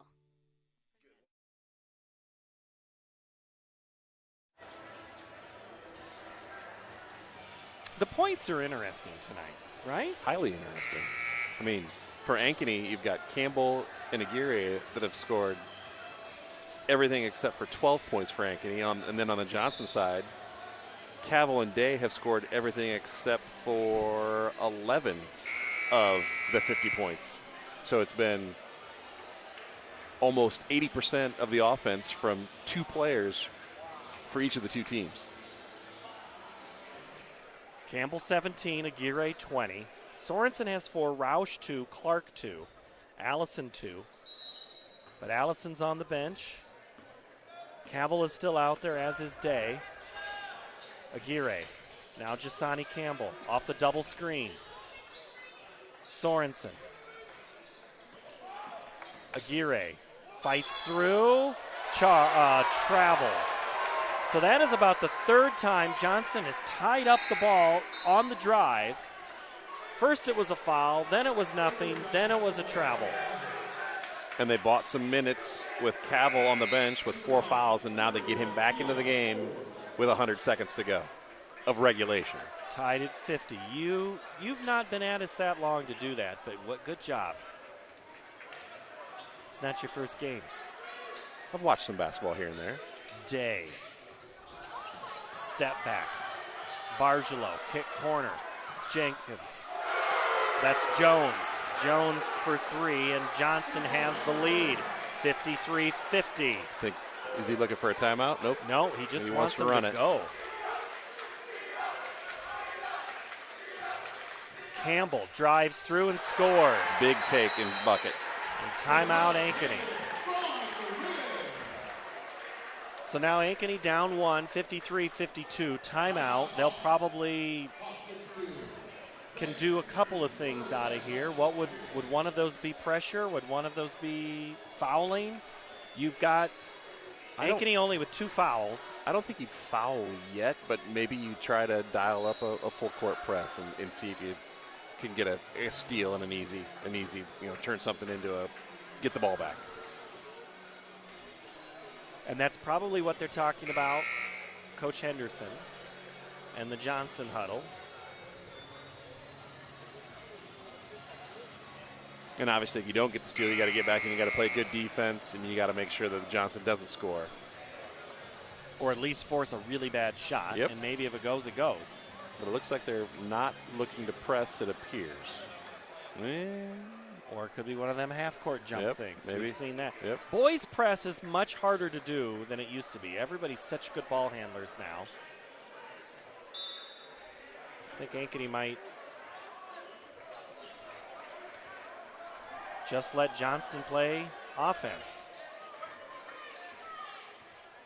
And Courtney Henderson says wait. And take this clock down. 20 on the shot clock. So and he's saying go at 10. Aguirre on Day. Jenkins. Day. 4, goes baseline, steps on the baseline, turns it over. He was forced down very, very close to that baseline and then stepped on it. Shot clock's off. Will Ankeny hold for a final shot? And that's exactly what it looks like, yes. He's saying go at 7 or 6 seconds. Ankeny down 1. I'm kind of surprised he didn't call a timeout.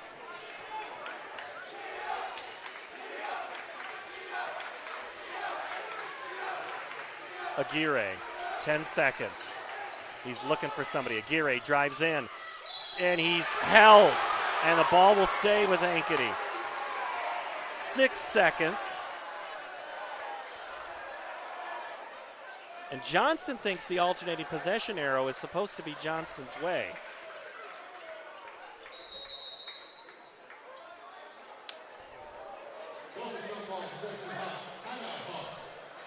It's going to be Ankeny basketball when we return for the final 6 seconds. Johnston a 1-point lead on the Ankeny Activities Network, built by the Daniel Seifert Real Estate Team on the Carl Chevrolet Family Networks.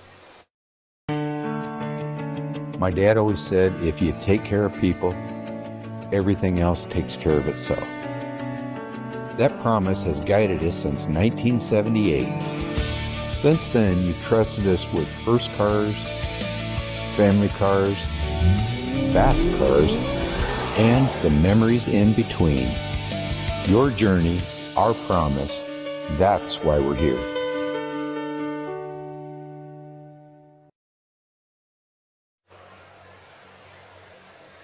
.2 seconds left.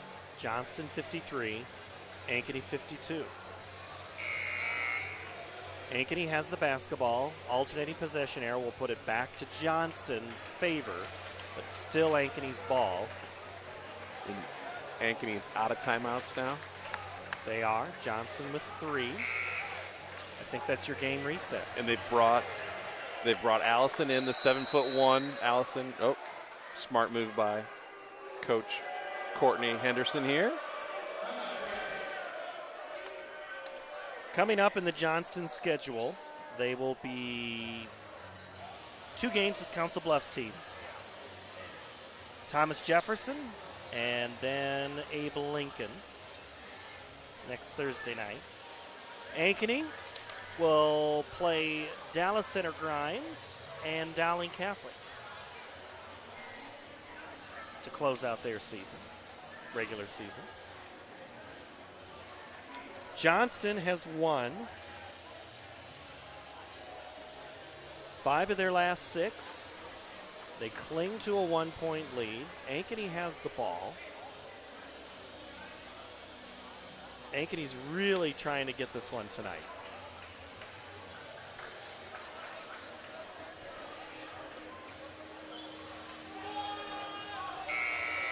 Allison, Sorensen, Aguirre, Ford, and Jasani Campbell on the court for Ankeny.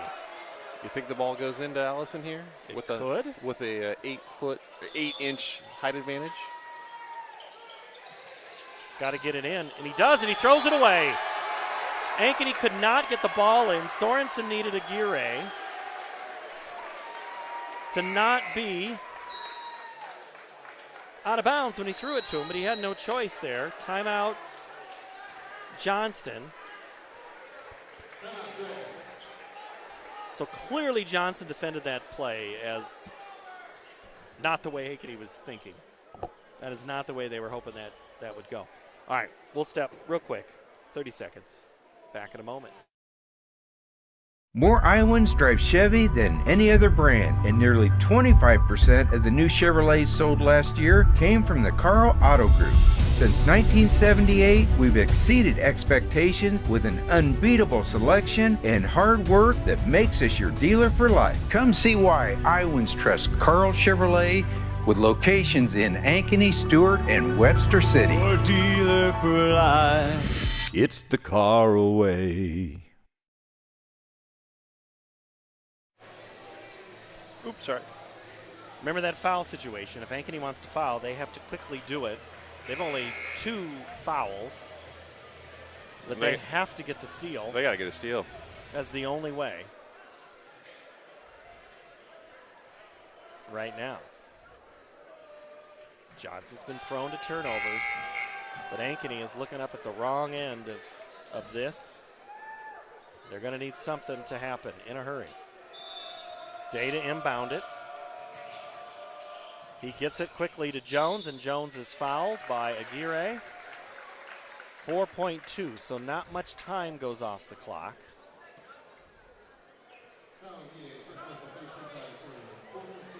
But now it's a little harder for Johnston because they can't move on the baseline. Day again to put it in. And he gets it into Cavil, and he's fouled again. But another second came off, I think. Yep, down to 3-4.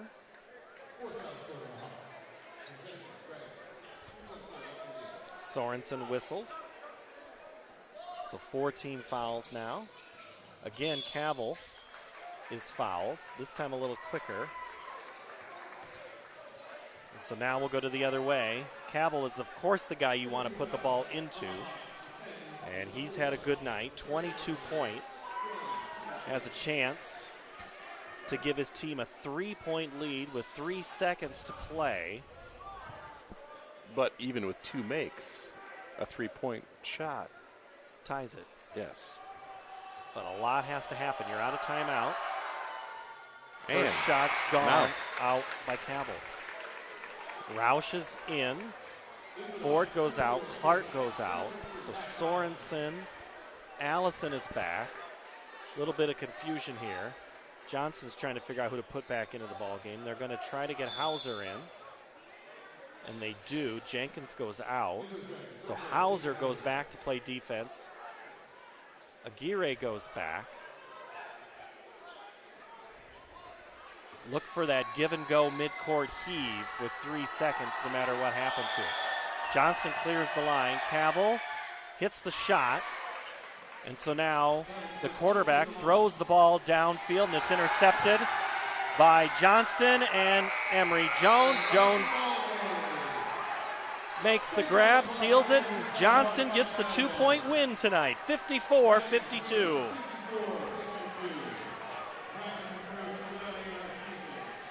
They literally brought the quarterback in to launch the ball, but it was picked off at midfield.